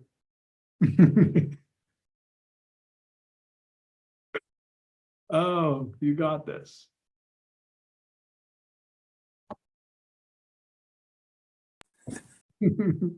There it is. There it is. All right. Welcome, everybody. Thank you so much, Adrian. What a blessing to be here. It's already been super, super inspiring. I mean, that's a very powerful word in the breathwork community. Inspiration is respiration. And I encourage everybody on this practice to breathe at your own pace. We're going to go pretty fast, but I want everybody to feel comfortable, but push those boundaries as well, right? Challenge yourself, but definitely I want everybody to breathe and listen at your own pace, because we're going to go pretty fast. But if you're ready, this is exactly what you're looking for, because this is quite activating. And just real quick, I just want to explain, listen to your body before you listen to any of my guidance. Your body is the master teacher. So I will just be guiding. The breath is really leading the way. And I'm going to present some Breathwork beats brought to you by Breathwork Beats on YouTube. And afterwards, a small offering from my buddy who also makes beats here. And it is a fun breathwork by my friend Ethan Wilson. So we're going to get started, party people. Here we go. I love you all. Thank you for breathing with me. All the way out. And in. All the way out. Here we go. In and out. All the way in. Expand the belly. Expand the chest.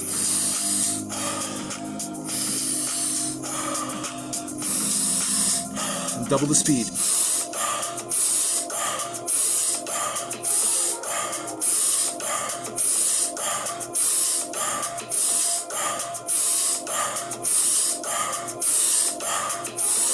A few more. We're going to double in, one out, through the mouth.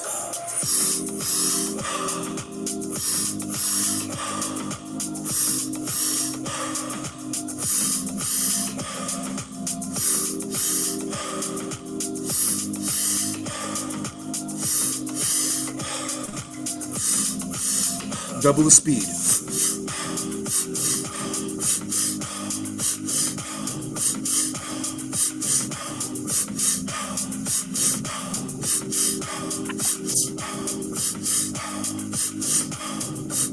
A few more.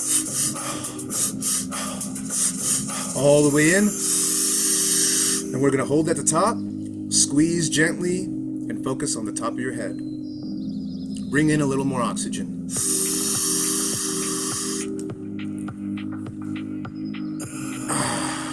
And we're going to hold here, let go. No need for oxygen for 1 minute.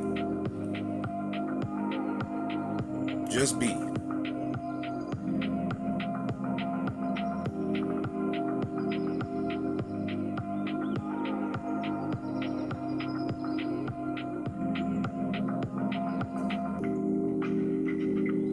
Tune into the rhythm. Tune into yourself. Where there is life, there is rhythm.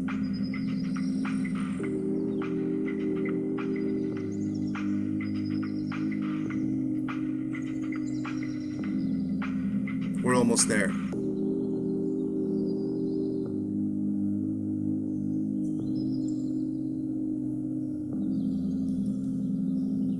Fully in. Squeeze and hold.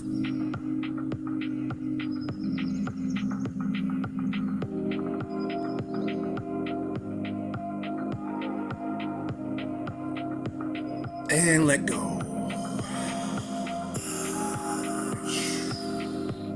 You're doing wonderful, beautiful people. Make sure to tap the lungs, tap the heart, tap the back. Here we go. Get ready for the second round, everybody. You're doing great. All of you. Here we go. All the way in.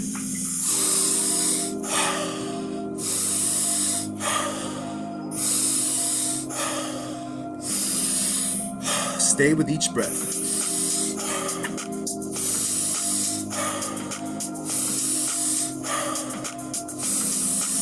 Ready? Double the speed.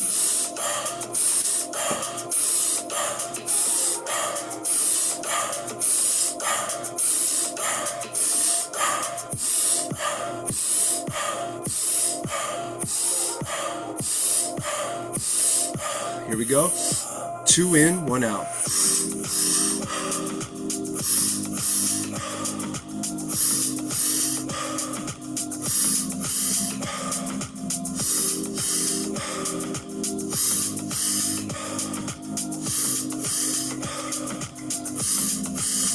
Double the speed.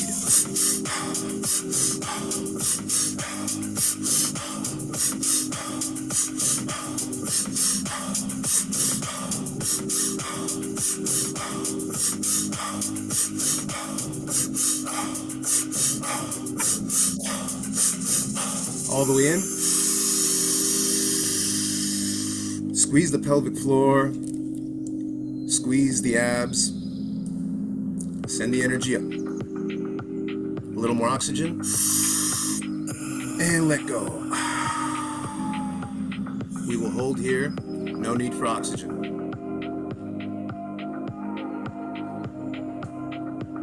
Enjoy.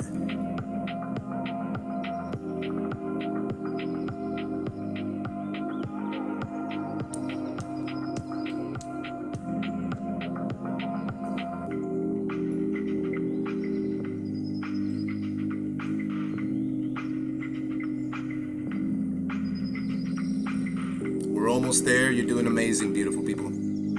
If you need oxygen, take a tiny, tiny sip and let it back out.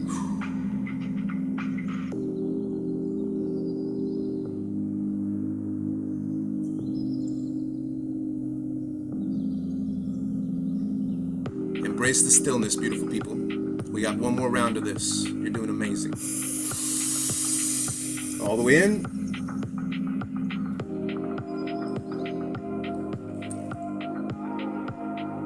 Shine your inner light. And let go.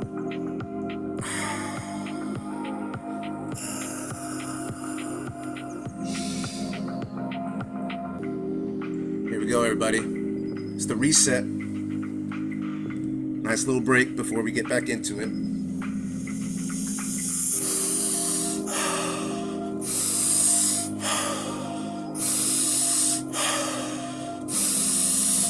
Fully in.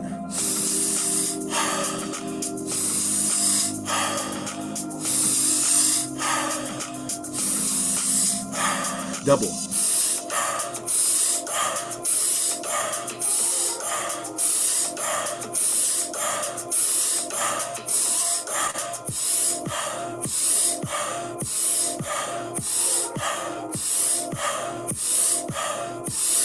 Slow down, 2 in, 1 out.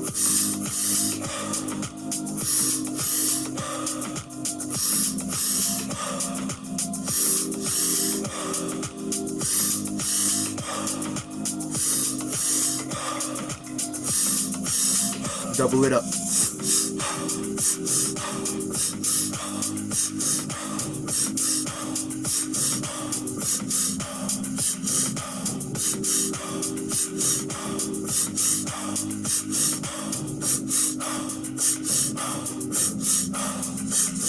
Fully in. Squeeze the pelvic floor, flex the abdomens, shine your inner light.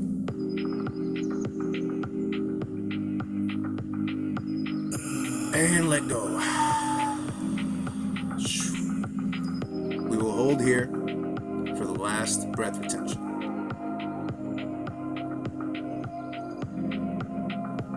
You can do it.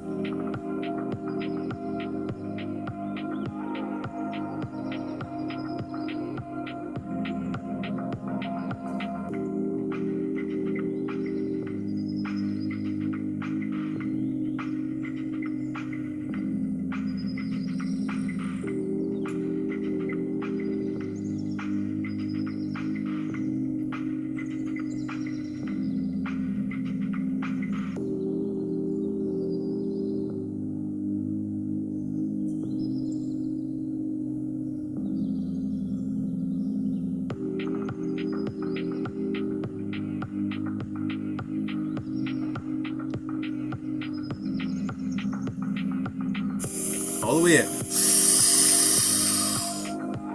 Nice reset, beautiful people.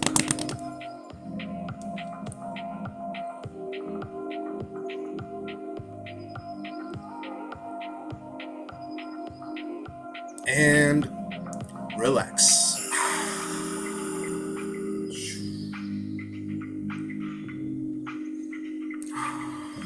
We'll breathe back to however you feel comfortable. Allow this break to bring you back to ground zero right here, baby, where we all are, right here, right now. If we keep the mind on the breath and the breath on the mind, we will always be in the present moment. We will always be where our body is. Allow the breath to be an anchor.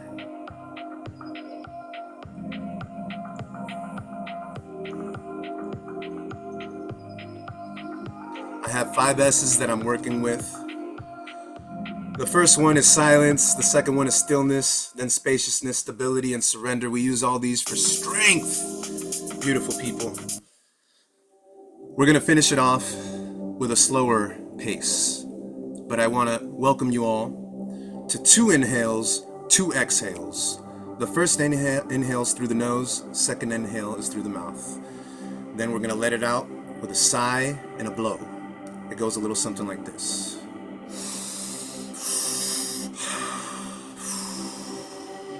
All right, you got this. Here we go. We'll start slowly and together.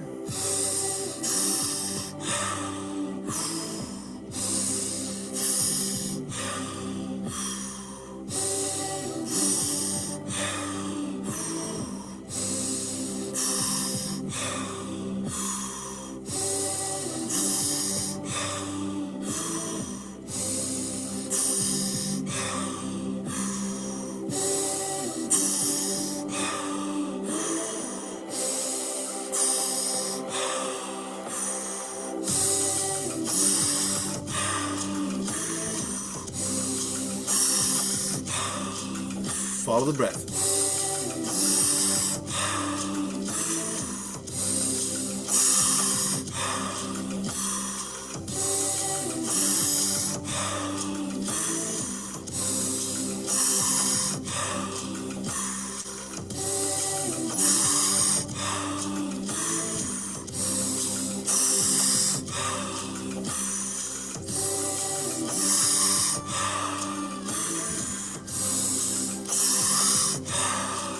Keep it going.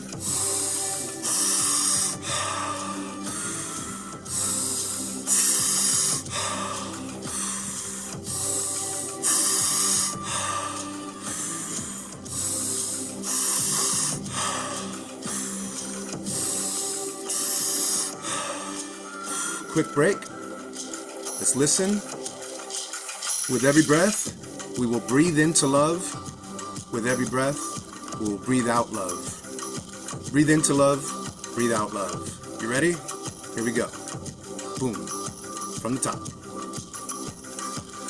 From the nose.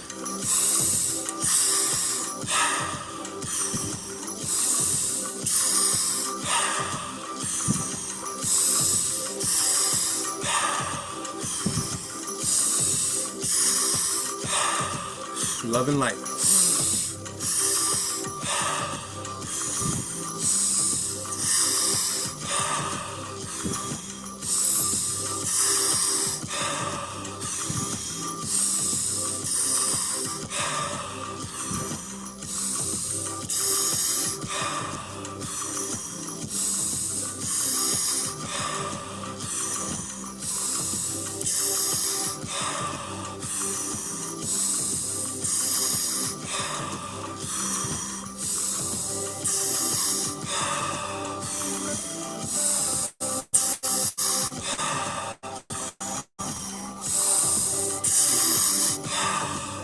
We're almost done.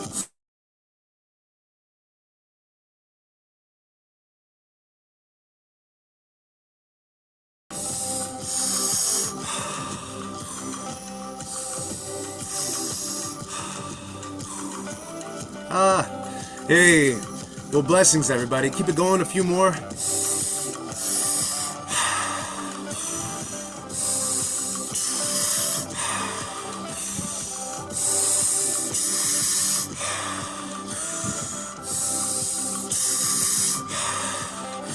Breathe. As simple as that.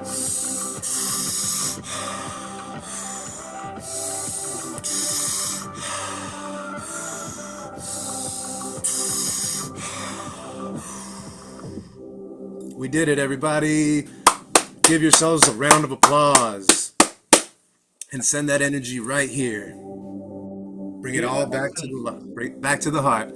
Thank you so much, beautiful people. I love you all. We love you. Oh my gosh. Did you pass out? Yeah, I guess no passing out today, Adrian. Woo! got that metal feeling in my mouth. Yes, always. And you know what? You always bring it, share some of what you're doing. People need to know. I know that you do it also you do them breathwork beats for the Latin community. Like that's really huge. You have a huge Latin audience. Let them know. You bring the funk. Let's talk about that. And thanks for coming. Thanks for sharing. We love you, brother. You're always gonna be in my heart. I can't wait to come visit. Thank you so much. Yeah, Oregon welcomes you with open arms and open hearts.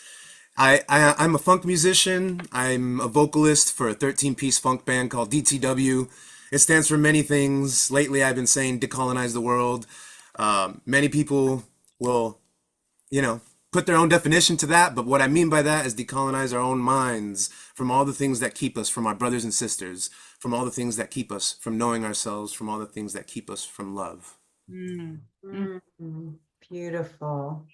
Yeah. Thank you. Thank you. I appreciate you all. Yeah. It's an honor to be here with you. Yeah. Amazing. Woo. Feeling a little dizzy right now. I love it. I love it. So up next, I have the divine pleasure of introducing Miss Ruby Chase. She is a singer, songwriter, DJ, producer. Ruby Chase is a musical alchemist with a focus on taking her listeners on a journey. Ruby serves up a unique ritualistic approach to her live performances, weaving a broad span of musical flavors ranging from bass to Latin, downtempo to house. Blending this range of global dance tracks with her original music, ethereal live vocals, and interactive invitations. Ruby Sets turns the dance floor into a ceremony. And I heard you're going to be singing a cappella for us right now. Is that true? Yeah. I am so happy to be here. Thank you so much for just hosting this incredible gathering. I have been so blown away like 10 different times, running my laptop into the other room of my partner, being like, "Did you know this thing? Wow." So thank you for all of this heart expanding magic, for all of the participants that are here, giving the love. Wow, what a joy to be here. For those of you that I haven't had the pleasure to meet yet, my name is Ruby Chase. I am so deeply in service to this shift that we are all participating in. I feel pretty sure if you are on this live stream, you are one of the ones remembering this beautiful future together.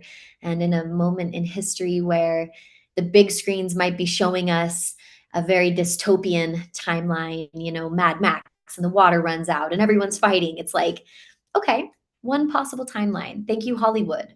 And then we see this. We see a community of over 1,000 people. I don't even know how many because of so many different streams and threads, the mycelium network of this type of community that believe in the beauty and believe in our collective consciousness having the power to morph the matter around it. I believe very firmly that we will see what we believe, and it brings it back to the gift of our imagination. And as I was tapping into the themes of unity and peace and really dissecting it, I was falling asleep last night in contemplation of like, okay, what is peace? As I was regulating my breathing and feeling the warmth of my cozy bed, I was like, okay, this is peace. This is one realm of peace, right? And then as I went deeper into peace and even in my own life, as I have felt peace and then felt the opposite of peace and starting to dissect, okay, what is that intersection? How do we identify? It's very poetic and lovely to remember that we are the peace within, and to have it externally, we must be it and embodied. It can be romanticized, but what is that really? To have the willingness and also the discipline to be the peace. And as I tapped into that, what came forward as the deepest truth I could really uncover was peace, for me, has been being in alignment with my Dharma. That brings my soul peace. And it doesn't matter what is happening externally. It doesn't matter what we're seeing in the ripple of things, because when we're in alignment with our Dharma and we are on purpose, our soul is fully embodied for what it's meant to be doing on the planet at this time, even when it's chaotic, even when it's wild. There's a peace to that because it's a knowing. It's an anchoring into why we chose to be here. We didn't come to Earth for a walk in the park. We didn't come here to experience oneness and that only. That exists through all time. And Earth is this very dynamic realm where we have the expansive emotions, we have the hormones flooding our body, we have the delicious and the disgusting simultaneously on this one planet so that we can experience all of it. And to find that peace is to truly anchor into, why am I here? Why did I choose to come and sign up for this wild experience of being human? And when we can find that reason, and then even deeper underneath the why, to be in practice of that experience, that's where our soul can rest. And I went even deeper. I was like, okay, so alignment, what does that mean to be in alignment with our soul's purpose? And the answer that came through was really beautiful. It was, first, we need to purify, to be clear and open enough to really hear what that soul mission is, to feel what that calling forward is about. And from there, in that listening, to be able to really find crystal clear clarity so that there's no question. That's also another realm of peace, right? When we just know something, like, I find a deep peace in that. When I've made a decision and I'm like, oh, or when I know something to my core, my soul can rest there. And from that place, then we can take action. And this is where it becomes really dynamic, because within the action taking, there might be moments of unbalance. There might be moments of it not feeling so peaceful, when we have to pull up our sleeves and pull up our bravery to step forward into that Dharma. That all the time might not be so peaceful, right? Who knows that feeling of when you are completely leaping forward into the unknown, into your Dharma, into what you know you are here to be. And the soul is fluttering and the skin is having goosebumps and the whole system just feels like whoa, whoa, whoa, whoa, whoa, whoa, like it's a different feeling. It's not so neutral and peaceful. It's expansive, it's explosive. And so we dip and we wave between these poles of the peaceful knowing and the radical action taking, the willingness to be seen, to be heard, to be persecuted for what we are here to be. It's a brave act to be in our Dharma, because it will press the buttons of people that aren't fully living within theirs. Or maybe your Dharma is to press those buttons, and it's just part of the beautiful wheel that we are participating in here as humans on Earth at this time. And so I bow to your bravery. And this striving for peace is such a worthwhile mission. And it is true, when we find it within, then we can experience it outside of ourselves. You know, we can see it ripple in so many ways. And the science is backing it up in such a profound way.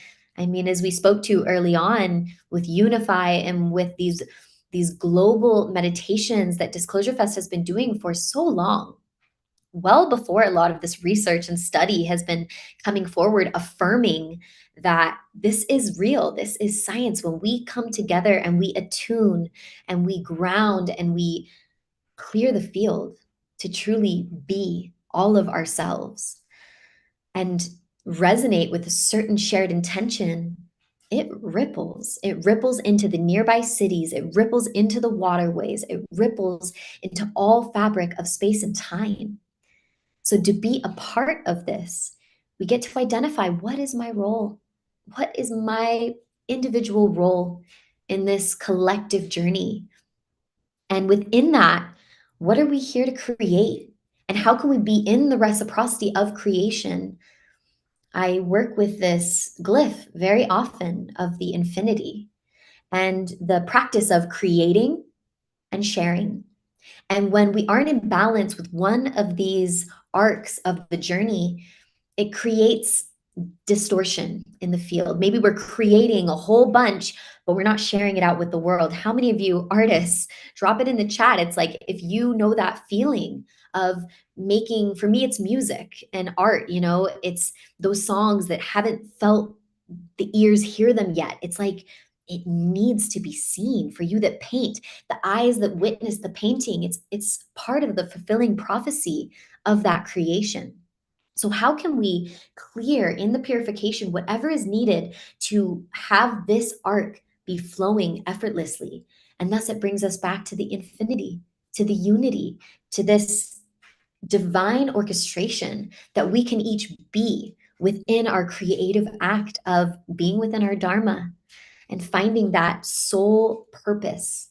And there's been so many incredible points being dropped today of the willingness. And it really is a willingness. I find that's a really great step one. If you are someone that's early on identifying, okay, what is my purpose, right? Just declaring your willingness to creation. I'm willing to be of service. I'm willing to be a vessel for something bigger, for my soul's purpose. And that willingness, it's so powerful. It can dissolve obstacles. It can move mountains when we are willing to step into that role. And the team of Disclosure Fest has been such incredible representations of that willingness. And everyone that has shared today, and probably everyone on this call, I mean, if you're here spending your 11:11 in this prayer, the willingness is such a fortifying force that we can lean into with ourselves and with each other. And from all of that, then it just requires trust. It requires surrender to trust that even when it appears like it's not going the way we thought it should or we wanted it to, that surrender into knowing there is a greater plan. Sometimes we need to find the unbalance to experience the balance, the lack of peace to have the drive toward peace, the dissolution of being separate so that we can yearn to return to unity. And knowing that this point in history is pivotal for our trust and for our surrender into that bigger plan. So with that, I would love to share a song. This is a piece that came through me and my dear brother, LS Dream. You might know him. His name is Sammy. He's a really beautiful light worker, very much on this journey. And we were both at a big moment of a trust fall where the worlds as we had known it were falling away. And it was a little scary. It was a scary moment of like, oh my gosh, everything I thought I knew, everything I thought I was building toward and I had cultivated was being asked to be stripped away within that purification so that I could step in deeper into that dharma. So I bring this forward, especially for any of you that are feeling that disillusion and that nervousness at the edge of the cliff for your trust fall of your dharma. May this bring some peace to your spirit.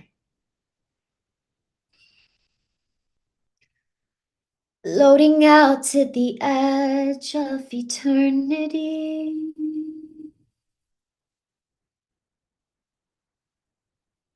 Breaking ground, now the sky is holding me. Eyes closed so I can see clearly. I pray to nothing and everything. I got it all when I let it go. I couldn't rise without a fall. It's a paradox a mystery. I am surrender and the victory. Diving in at the edge of eternity.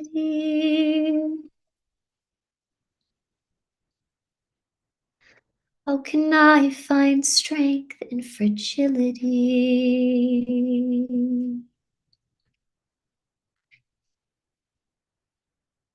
I'm holding space in the density.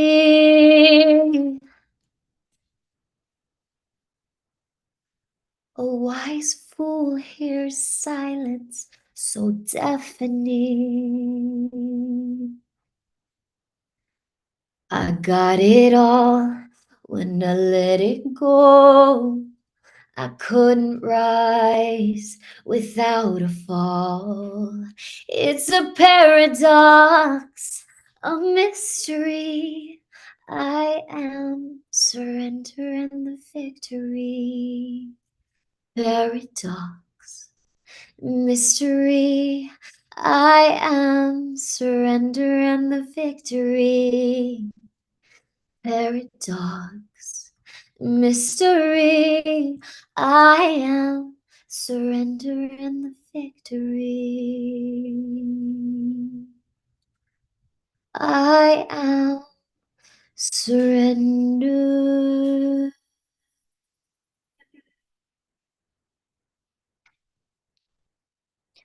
And the victory.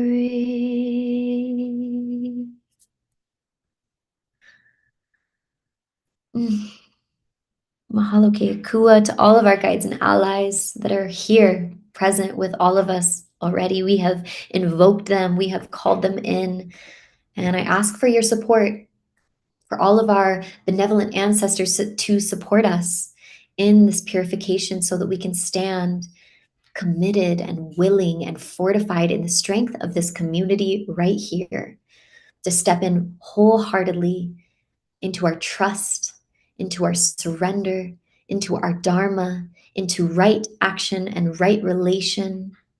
May all of the projects that support this beautiful coming home into our right relation with this planet be fully supported.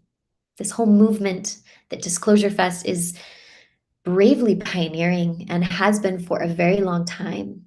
May it be fully and divinely supported by all of the resource and benevolent beings. And may all of us rise into our glory together at this time. I'm so grateful to be here with you all. Thank you, thank you, thank you for this opportunity. And yeah, for those of you that wish to stay close to the fireplace and stay close to each other as we continue to develop into our glorious gifts, one of my big passions is supporting artists in awakening to how to really bring it forward in a way that can be sustainable and long lasting. And I'm very excited to be launching the next round of the Resonance Chrysalis coming up soon. So if you are feeling that call to open the voice and to tap into music as your medicine, as a bigger arc, and you feel impact driven, that's very much the core of our community, is impact driven artists. Please stay connected. My name is Ruby Chase on all the things. And yeah, lots of that song is on Spotify with a whole plethora of others, and as well as one that just dropped today that's an ode to Lumeria. So Viva Lumeria, Viva 1111, and Viva this whole Disclosure Fest Unity Now prayer. Thanks for having me. I was just going to ask you where we can find that song. So just look up Ruby. It's a totally different version. This is the ceremony version that I perform live in ceremony. The other version is like a bass banger anthem, like stadium. It's called Paradox. You'll probably get a nice laugh and a good dance as you listen to the very diverse, different version that it is. Amazing. Oh, well, I love it so much, and loving you, Ruby. Thank you for your beautiful voice and bringing in that divine feminine essence. Thank you. I'd like to thank you, Ruby, for going live, because Ruby was going to send us a pre-record and she changed her mind. And that was very, very impactful, having that live. I was in tears. So thank you so much. Yeah, so good. All right. So I know that Deborah and Scott and all of us want to share a few more messages from our beautiful partners. So Scott, bring yourself up there, darling. Well, as fate would have it, my camera has frozen, and that's what I've been playing with for a little while. Okay. So I may have to switch to my other computer, but for now, I do want to bring up this poster. And then I want to thank all these amazing people that have supported us. A big thanks to the Sign Network. They're the ones who get us out to all the different Facebook groups and YouTube channels. So thank you very much for that. Kenny Kaufman is going to join us a little bit later, I think, and talk about the New Living Expo. And we also want to thank Humanity's team. And so I am going to go to their website. I think probably most of you are familiar with Humanity's team. They are doing wonderful, wonderful work in the world. And here we go. Yeah, Humanity's team was originally formed by Neil Donald Walsh, who wrote Conversations with God, and our good friend Steve Farrell. And they carried the Awakening World, the show that I do twice a week. And they've got probably the biggest library of extraordinary content. Everybody from Greg Braden, well, you can see all the different people that they have. I mean, they've got just about all of our favorite New Thought leaders. So you can learn much more by going to humanitiesteam.org. Humanitiesteam.org. Thank you, Scott. And finally, one other organization I want to mention is our friends at Unity Earth. Again, our Awakening World collaborates with them all the time. A lot of the members of the Evolutionary Leaders Circle, they are doing a lot of different things, including initiatives. They've just kicked off Unity Earth TV. Of course, many of you are familiar with World Unity Week that happens. Purpose Earth provides grants to nonprofit organizations all over the world, many of whom we've featured on our show. And they do Peace Week, which just happened in September. They take journeys. They were in Japan together. Our beloved Omashar, who's going to play music in about 20 minutes or 30 minutes, was part of that trip, along with Kristen Hoffman and many others. So learn more by going to unity.earth, unity.earth. And turn it back over to the three of you while I try and figure out my camera. Beautiful. All right, beloveds. So, Deborah, would you like to share your upcoming events, or shall I jump in? You're muted. We all have lots to share with you. I'm going to just share a few things. Let me just share right here. I produce events and I really focus on the planetary ascension. And this one is called The State of the World and the Planetary Ascension, Insight and Tools for Navigating the Shift During the Awakening. It's with one of my top ascension teachers, Camille Moritz. This is episode 2. We did episode 1 a while ago. It was amazing. You can go to planetaryascension.org, planetaryascension.org, and tap into the whole series if you like. And I've been around sharing things forever. And one thing I do still is Wishing Well Portal. And that is sharing evolutionary festivals, retreats, conferences, online programs, and resources through various newsletters. Harmony Connects, Deborah Recommends, Transformation into the New Paradigm. So I just share everything that's going on with the top teachers and what is cutting edge on the planet. And it's wishingwellportal.com, wishingwellportal.com. And much more, but if you sign up here, this will get you everything you'd want to know about what's going on in the new paradigm, because that is my passion. Thank you. Wonderful. And everyone, I would love to take an opportunity to share with you some of the things that I'm up to too. If I'm new to you, I just wanted to share with you that I have a call coming up soon called Activate Your Egyptian Codes, where you can really tune into your past, your ancient roots, unlock your soul codes, and activate your life mission and purpose. And so I'm going to drop a link to that in the chat.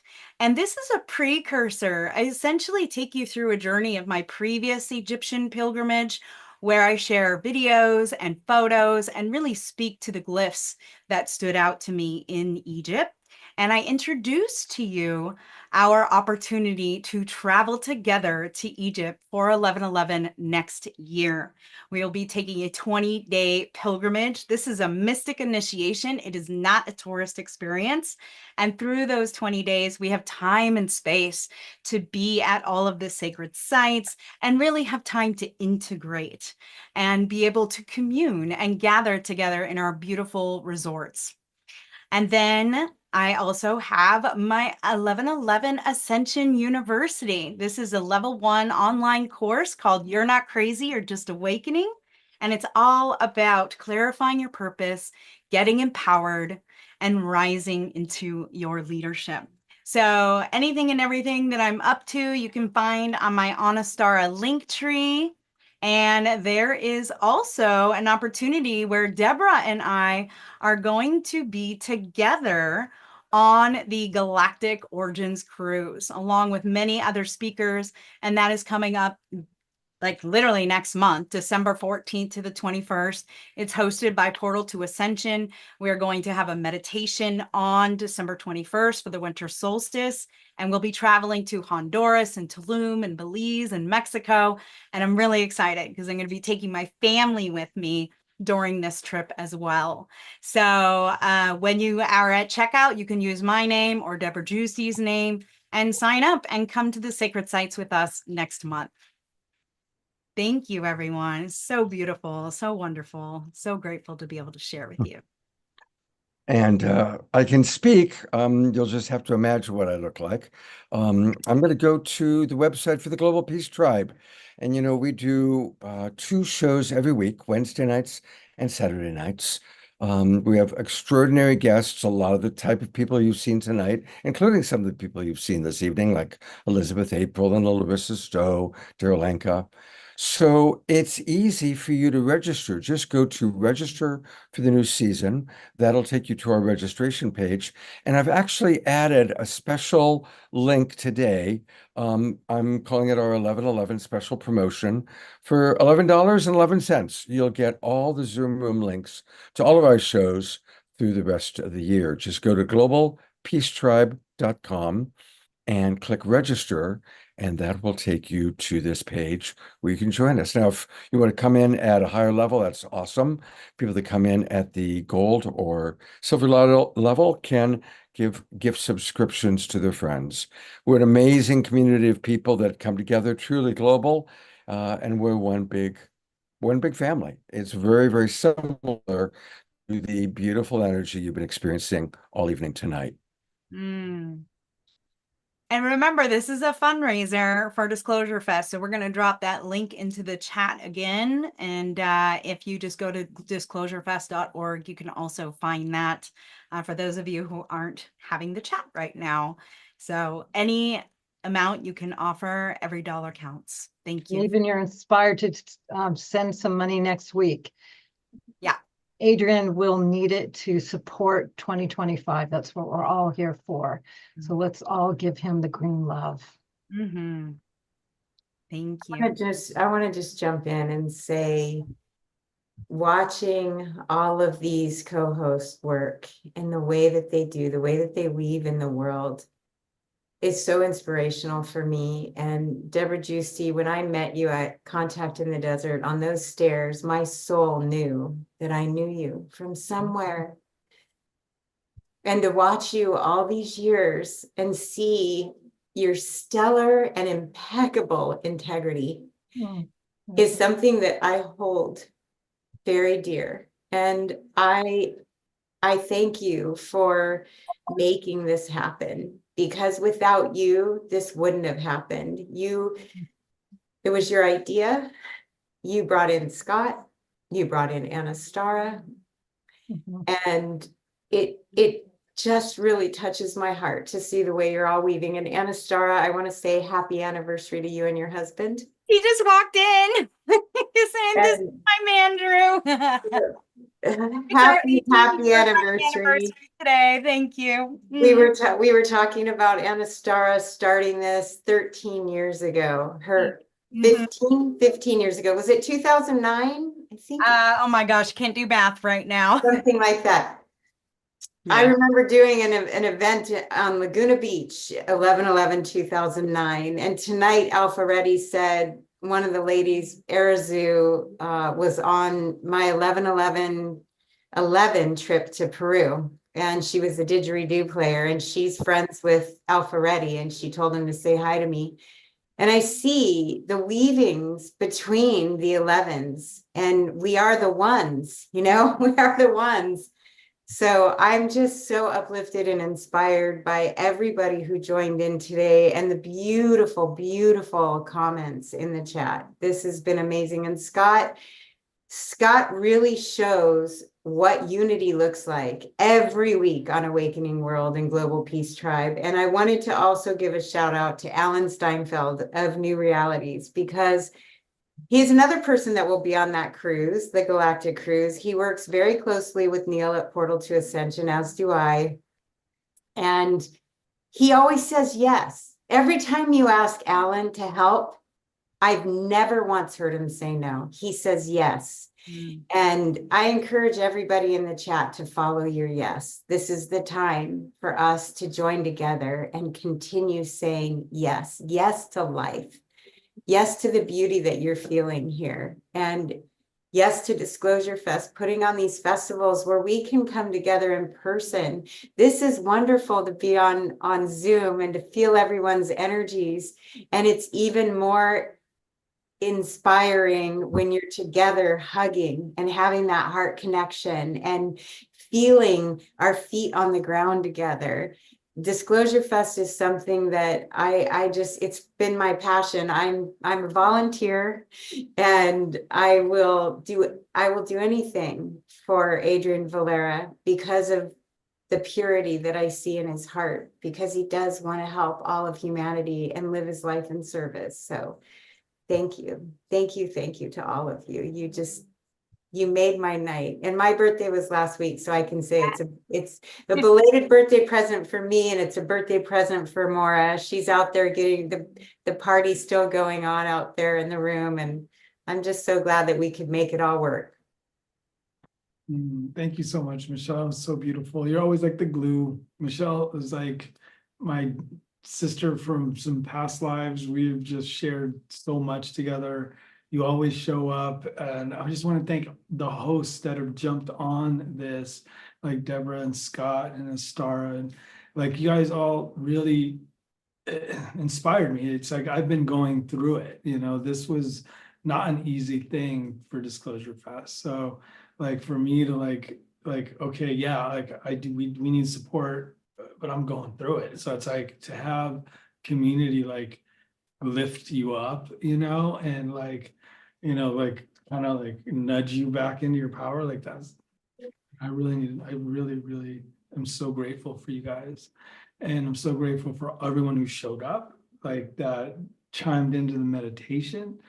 All these amazing speakers. Like I thought we just put together a really beautiful show, and I love how it just kind of came together. It did. It really did. I didn't know. Was it Bashar's birthday? It says happy birthday, Bashar. A couple days ago, yeah. Wow, that's Daryl's birthday? Yeah, because Bashar's birthday is 11. No, it's 11/11. Wait. Is it? Because we did the Luxor last year, and I remember it was Bashar's birthday when he went live. Oh my gosh. Yeah. And it's also Moses' birthday, our next artist. It's his That's right. birthday too. Incredible. Mhm. This was divinely guided. You're going to produce an after party. You up? For sure. It's been an amazing evening, and we are going to have an after party, which is going to be a chance. We're going to read some of the comments coming in from people, and Omashar is going to play music, and Fanny and Vigari are going to be with us. So we're going to have some wonderful live music with us. I'm glad my camera is working. Thank you for host putting me on because I wasn't able to put myself on. So there you go. It's a team effort. Um, One last time, everybody, let's definitely support Adrian in all the wonderful ways that we possibly can. And for those of you who are volunteers, he does these beautiful initiatives, feeding the elderly, feeding the homeless, planting trees, cleaning up the beaches of Los Angeles. So green energy is what we've been focusing on, but time and personal energy is also a beautiful way to do that.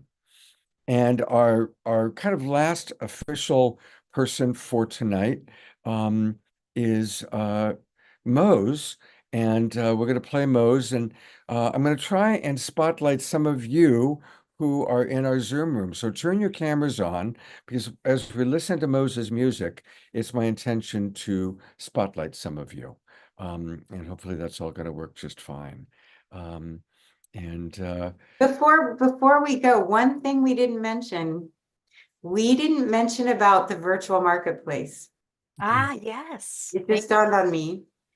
And Adrian, I don't know if you want to share that some of my favorite items that I've gotten across the years at Disclosure Fest are from the exhibitors. And there's so many beautiful things that you can purchase to help small business owners. And one of the things that we want to make sure that people know about, especially because it's the holiday time, is our virtual marketplace that supports our exhibitors. Sometimes there's beautiful clothes, essential oils, crystals, just all sorts of really unique items. And so that's on the website. And it's the holiday seasons, like, stock up, support these vendors. They've supported Disclosure Fest forever. And, we're just here to also support them. And that's disclosurefest.org/marketplace. Mm-hmm. All right. Also, I want to introduce our activation line at Disclosure Fest. So we have developed an ink that goes on t-shirts that is made of 37 crystals and gems. So it's an organite, wearable healing technology. Go to disclosurefest.org. You can scroll down the main page, you'll see it. It's really potent stuff. There's, like I said, over 37 crystals compose this ink. And yeah, it's super activating, and you'll feel it right away. So yeah, that's our activation line. Support it. And it's even activation. Appreciate it. And everybody, make sure you put your email address in there. Of course, we've got a lot of it from this show, but definitely go shop around and check out everything happening at Disclosure Fest. And this is also where you can donate. Amazing. Beloveds, I'm going to go to the watch party that I have my community at, and eat some dinner, and still be in this vibration, in this field with you. I'm so grateful for today. Happy 11/11. Thank you, Anastar. I want to acknowledge she's been at it. She did her annual event that a lot of us tuned into. Well over 100 people were there. At one time I tuned in, and it was did you notice when it was 111 that were there for you? That's amazing. Yeah, that's pretty At cool. exactly 11:11 a.m., it stopped raining and the sun came out. Wow. So beautiful. Love you all so much. It's been an honor and a privilege. All right. We're going to take a listen to our friend Mose, who's celebrating his 40th birthday today. He's in Hawaii with his beloved Bruna. But this is a recording that he did for us. So let's enjoy some Mose. And share sound. Here we go.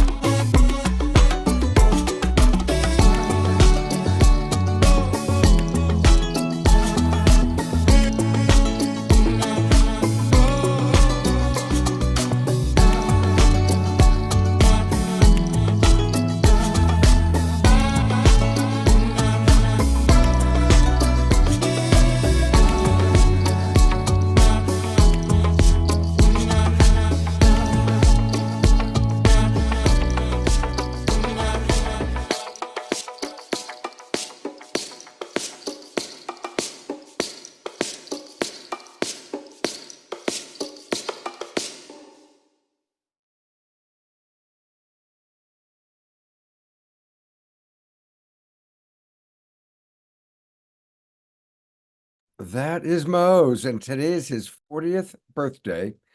And you know, Adrian, he just Adrian, if you do me a favor, you could find me and spotlight me, because for some reason I can't spotlight myself. It's the strangest thing. But today's his 40th birthday, and he just released his first album that he's actually created himself. It's called The Bridge, and you can find it on all the regular places, Spotify and Bandcamp and such. And so that song is on it. Adrian, I know you're a big fan of Mo's. He sent you lots and lots of love. We have a video, which I'll play a little bit later, of him. But any thoughts you want to share? Yes, that's how it's supposed to. I started spotlighting people, so I don't know how to take them out, but thank you all for dancing, because you move your booties. Yeah, no, I love Moses. Moses is one of those artists that, I bring a lot into my portals, into my healing sessions. He's definitely someone that's channeling some really amazing frequencies. So yeah, super grateful that you brought him on, and yeah, such an activation for all of us. Yeah, he's a beautiful, beautiful man, and he's looking forward to coming to the next event that you put together for sure. Can't wait. Yeah, for sure. And I want to thank a lot of you are joining the Global Peace Tribe. We've had a lot of people subscribe over the last 15, 20 minutes since we made that announcement. So that's very cool. And probably the very best part of being part of Global Peace Tribe is that you get to experience on a regular basis the magic and wonder of Omashar. He is our house musical artist. He's extraordinary. And he is going to come on next. Omashar, if you could raise your hand again so you come up to the front, or if you could go ahead and bring yourself up on. There he is, the man, the myth, the legend, who's Namaste, everybody, and what an amazing last few hours. Holy smoke, there are no words, absolutely. And to cap it all off, Mose, he's a new artist for me. Dude, what a dude. Absolutely amazing. I am just so in alignment, as I'm sure many of us are. And I'm going to sing us a little song, and it's called I Am the Lover You Need. So when you think that it's something outside of you, then listen to this song, and then you realize that everything starts from within. There, and one moment. It's good. It's on, and here we almost go.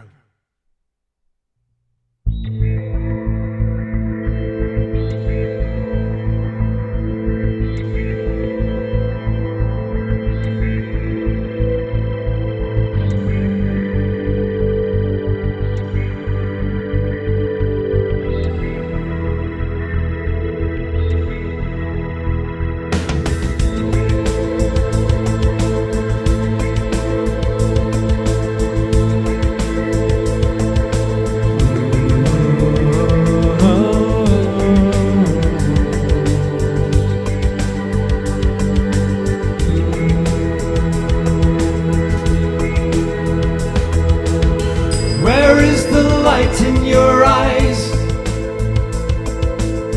where is the joy in your heart? Why are you hiding from me? Staying locked in your doubts. My love is all that there is. Your fear is hurting you so. I know it's all that you feel, and that it's hard to let go, let go, let go, go, go, go, go, go, go, go, go, go,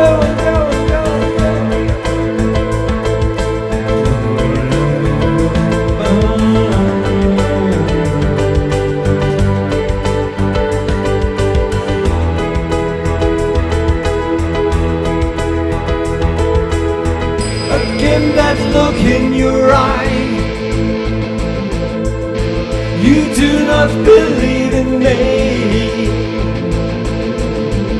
We'd rather live in your dreams. I've come to set you free. I am the lover you need. I hold my hand out to you. All I ask is your trust. I love you more than you know, and I love you, you, you, you, you, you, you,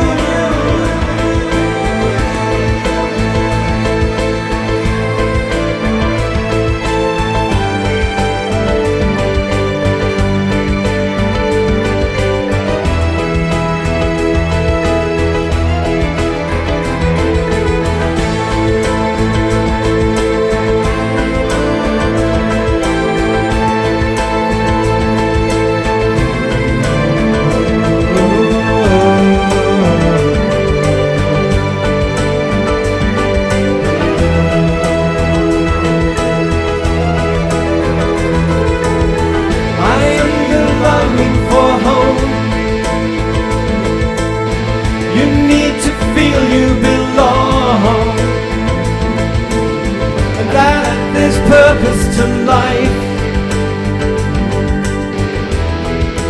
Come back home.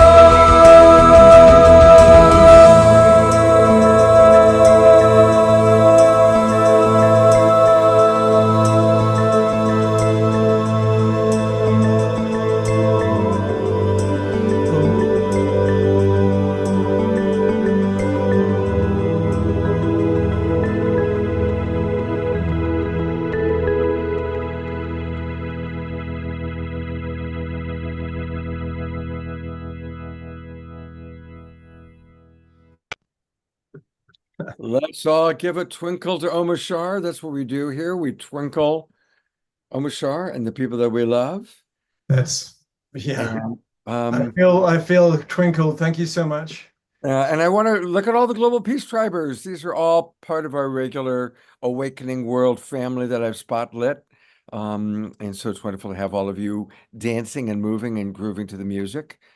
Fanny, are you folks ready for your number?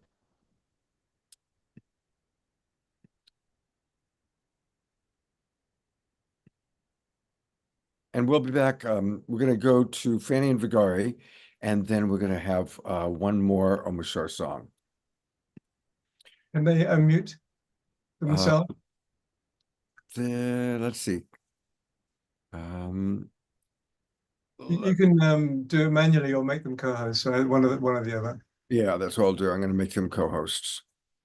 Okay, go ahead. Try it now. You're still muted, Fanny. Oh, it's good now, brother, sister. It's good. Now it's good. Yep, now it's good. Take a moment. Okay, here we are, I believe.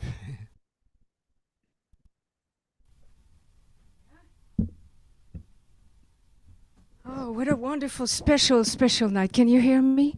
Yes, we can. Peace We can hear the vibration. Today we had such an extraordinary day here on this island called Salt Spring Island. We had a water blessing, 11/11, and a gold dust in the rain as we prayed together.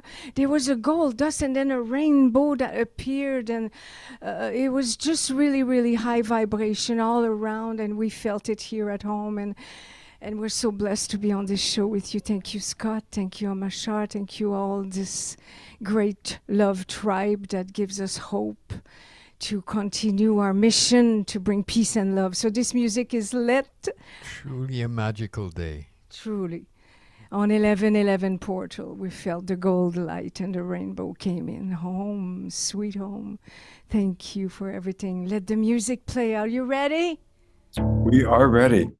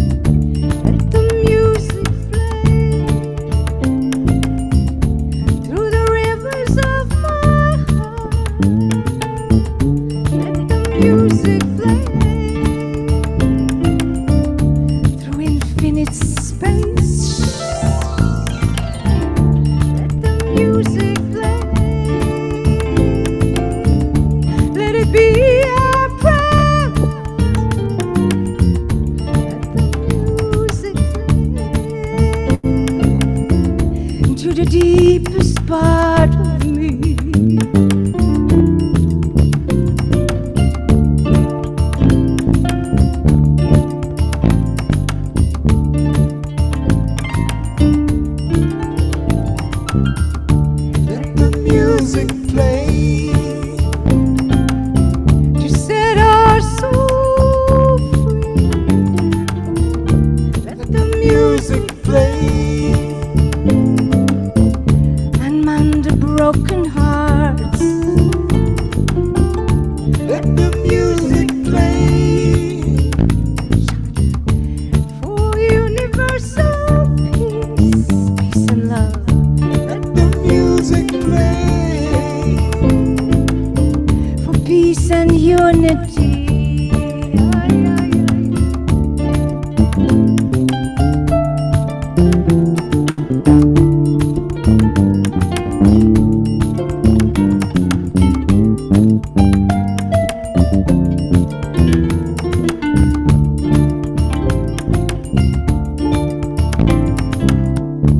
The healing of the heart is peace and harmony. The healing of the heart is peace and unity. The healing of the healing is love for you and for me. The healing of the healing heart of humanity.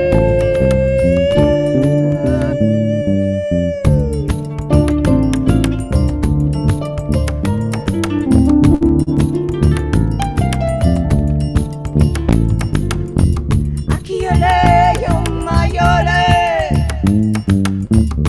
akiole yomayo shaye, akiole hamaye, akiole yamamaye.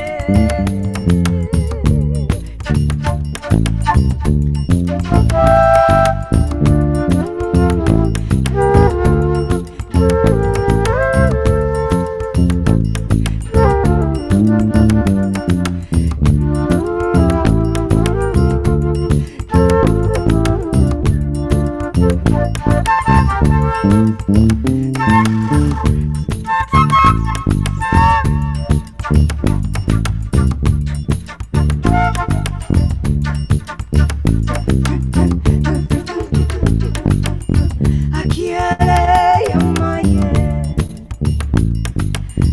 akiole yomayale.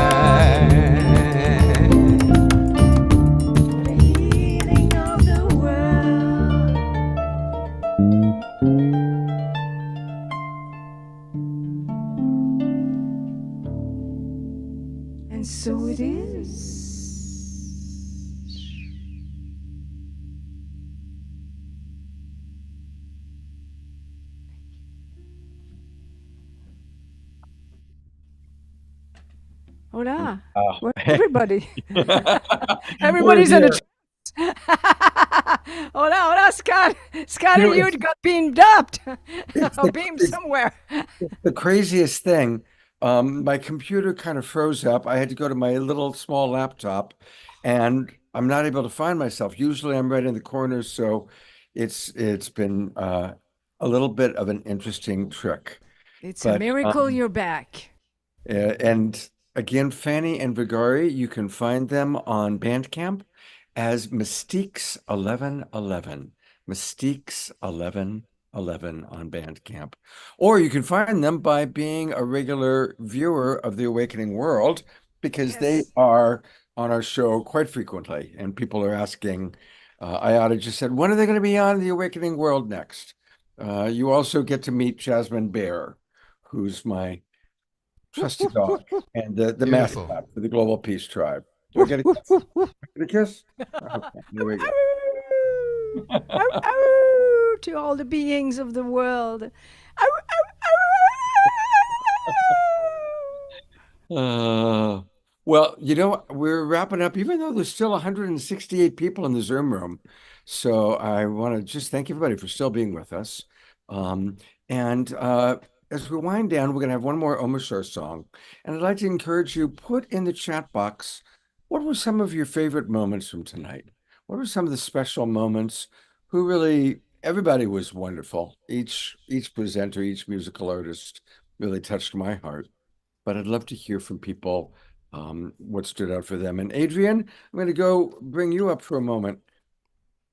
What stands out for you tonight? What is there a particular moment that really comes to mind initially for you? Well, I mean, obviously that Mose was a big one for me. He was supposed to play the festival for me this year, for us this year, and it was it was amazing to have him there. But also it was so much. I mean, Elizabeth April, Ruby Chase, Daryl Anka, yeah, there's just so freaking Jay Brave always brings it. I mean, it's kind of like the Disclosure Fest, like Come over here and sit on my lap. so it's just kind of like it's the wrong person to ask. Here. You want? Oh, here's some more Disclosure Fest acts. So Hi, Star fam. Oh my gosh, and Jay Brave's here too. He drove all the way up here. He said he's staying present with them. So I think he's complete here, and he's present with the birthday party for Maura, and it's been absolutely amazing. And everybody's just so uplifted and pretty. What do you go by now? Sophia. I am Sophia. I almost called you. I know. Yeah. I am Sophia. Performed at Stairway to the Stars and This day last year. Yep. In Vegas. And this was Maura's birthday party in Vegas with I Am Sophia Rose. And she just brought it musically, and just her energy was so awesome last year. So yeah, we got the whole fam over here. Star Tribe. Thank you guys for putting on this amazing event. We've all been tuning in all day. Since it started. Hey, Scott, I'm here too. Oh my God, Kathleen! Kathleen is my Kathleen disappeared. Kathleen, look here. I'll get out of the way so you can get in. There you go. Kathleen just brought us the best birthday cake I've ever had in my life. Wow. For Maura. Yeah. It was chocolate avocado. Yeah. Chocolate avocado. Raspberries, and it was the most delicious cake I've ever had. And the crust is almonds and dates. I'm not surprised. Kathleen always brings whatever she brings is always like the most special, whatever it is. Oh, thank you, Scott. Yeah. Love you so much, I Kathleen. love you too, Scott. It's good to see you. Yeah, good to see you. It's so awesome seeing the role that you play in all of these new age events. It's just beautiful. You've really stepped into who you are in your full empowerment, and you bring so much love and consciousness to the community. And I just want to thank you from my heart. Well, thank you. I love you both. But this isn't about me today. It's about Adrian, and it's about Disclosure. Yes. And so one last time, just to remind everybody, you can learn all about Disclosure Fest by going to disclosurefest.org. And of course, there's today's show that we've been this incredible evening, and a big thanks to all the people that participated, from Marianne Williamson to Daryl Anka, Elizabeth April, and order your gem and crystal shirt. Somebody in the chat box was asking how to do it. This is how you do it. You go to disclosurefest.org and just scroll down a little bit, click here to shop now, and look at all these amazing things that you can get. And this is really important to help support Adrian so that we can have a big festival. When's the next one going to be, Adrian? It's going to be in June? Our permits for June 20th through the 22nd, 2025. So come join us, support this. We're going to be doing some initiatives. You'll be seeing them out soon, so check it out. Come help us. Spread some food, plant some trees, work with some children, all the things. So just join us. We're always, wanting to connect with all the community and help activate that service within everyone. So yeah, come join us and uplift and share with the community. Adrian, where's it gonna be in 2025? Make a state. Oh, yeah, it will be there. Okay, good. I'm going to read, I asked people what their highlights were, and there's a lot of comments in the chat box. So I'm going to read some of them. Becca Rich, thanking all of us for our heartfelt contributions. And she was especially impressed with Elizabeth's share that this was happening for a reason. Danja writes, I'm buzzing so much right now. I loved the Disclosure Fest video. What a story it tells. Audra says, Marianne Williamson. It says, everything was fantastic. Jay Brave and his spoken word was a highlight. I can't wait to play him on my radio show. Thanks for this wonderful, enlightening gathering. Mary Lou says, undoubtedly all of the presenters, all of the guests, all of those of us who have enjoyed and have been tuning in, this has been an equally awesome, phenomenal, stunningly beautiful, and brightly blessed. So thank you very much, Mary Lou. Waleska says, I enjoyed Elizabeth April's talk. Joseph says, thank you all for this. It's been the perfect evening. Audra says, thank you all the organizers from New Zealand. A reminder from Fanny, you can get her at the mystiques1111.bandcamp. Danja chooses Marianne Williamson as her favorite. Matsumi is contemplating on those beautiful crystal shirts. And Kelly says, I can't pick a favorite. They were all so great. And the wisdom from all the speakers. I enjoyed the meditation and the music. Dia Therese is choosing Larissa, is what she really enjoyed, and she likes my voice. Ellie writes, wonderful event on many levels. Erica writes, especially loved the Jay Brave, Rissa vibes, and the breathwork. So there you go, kind of towards the end there. And Rissa Vibes is actually in the house. She wrote, it's been amazing, all of it. Sarah writes, the energy I've been feeling today has been truly off the charts. It feels like a big, funky, groovy party, which is exactly what our intention was. So I'm glad we got that, Sarah. Yeah. A couple last ones. Erica writes, thank you all so much. This has been so great. Can we get a replay? Yes. You'll be able to find the replay. Go to Disclosure Fest's YouTube channel. If you go to the Global Peace Tribe YouTube channel, it'll be posted there by tomorrow morning. Also, Elizabeth April is going to post the recording on her channel. And I'll close up with Beth saying, thank you all so much. So many badasses in this world. I'm way, way inspired. So it's a good one for us to close with. It was a great flow with everybody, the really good flow. And Jay Brave's going to come on Awakening Code Radio. I never talked about my little thing that I do. Tell us about Awakening Code Radio. Never mentioned it. But yeah, Awakening Code Radio is on kxfmradio.org. And we're on every Tuesday night, 8 p.m. Pacific time. We've been on the air for 12 years. Wow. Yeah. That's incredible. That's incredible. Yeah. Let's all twinkle, Michelle. 12 years of doing it. 12 years, yes. Larissa's been on many, many times. Adrian's been on many, many times. Jay Brave's been on. Pretty much Elizabeth April's been on quite a few times.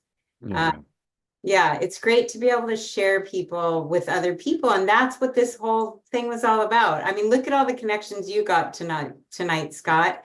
Deborah got I booked connections. Rissa Vibes. Rissa Vibes is going to be on the Awakening World on November 30th. Yeah, we were able to do that behind the scenes to get Rissa and Scott and Jay Brave together. And that's what this is about. You know, I really felt like 11/11 was the portal that we needed to stay in that positive vibe, you know, and a lot of people were saying in the chat, I was reading it, a lot of people were saying that they really needed this. They didn't realize how badly they needed this. And in the planning, that's what I felt was going to happen was, you know, we had a few dates out there and those dates didn't feel right. And this was the only date that landed with every one of us that we said, the world's going to need us, you know, on this date. And it was true. Our intuition was right. Yeah. Well, thank you, Michelle. Adrian, any last words before we conclude with an Omashar song? I just wanted to give my gratitude again for everybody for joining us all. I mean, you hosts for just approaching and staying dedicated and wanting to set that vision and bring this forward. I really appreciate it. Honestly, like I always really shoot for service. So it's like, I want to encourage people to get out there and be of service, whatever way you can. Because, you know, this is why we're here. You know, there's two types of people out there and the law is one. There's service to self and service to others. And, you know, how do you show up in the world? That's my. Well, thank you for your service, Adrian. Michelle, love you so much. I'm going to remove us and leave it all up on Mr. Omashar to conclude the evening with the wonderful ways that he does every night on the Awakening World. There I am. That was awesome. I could say something about every presenter, but we're all one within and we're all presenting each other. And this song called Hypnotized, we've been hypnotized for lifetimes, for eons, but not anymore. And this speaks to that. And so just so that we can just remember where we were.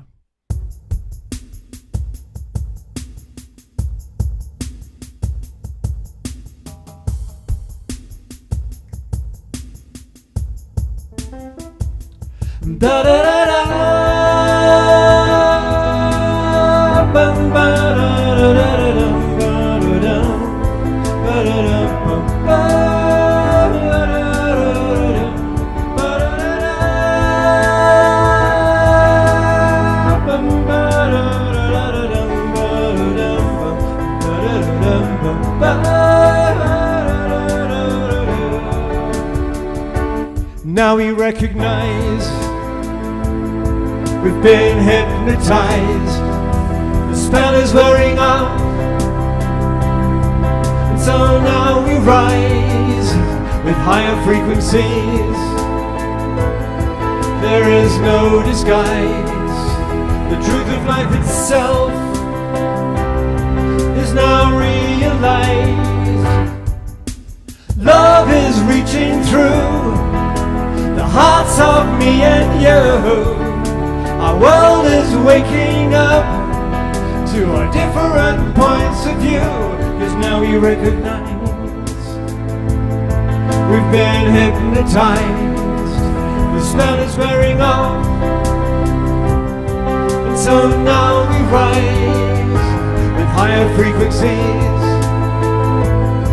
There is no disguise. The truth of life itself is now realized. Ba-da-da-da, bum-bum, ba-da-da-da, bum-ba-da, ba-da-da-da, bum-bum, ba-da-dum-dum, oh, da-da-da-da,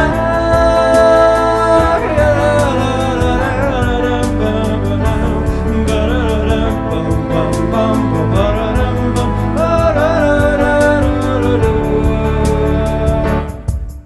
so shake yourself free of the past. No longer do we walk in the dark, and show each other what we can do. our light shine right on through. And let the good of humanity stay. And let the dross simply fade away. And let the mother return to us all, so that love can have her way.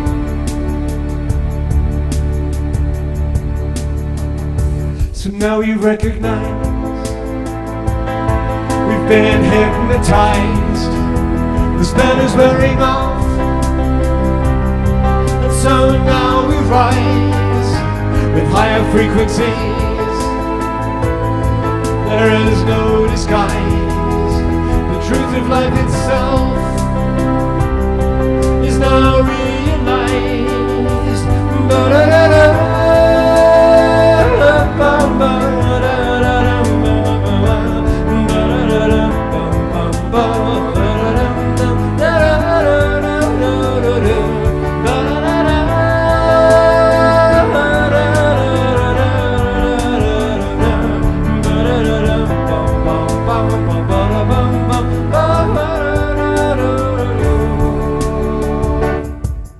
So shake yourself free of the past. No longer do we walk in the dark.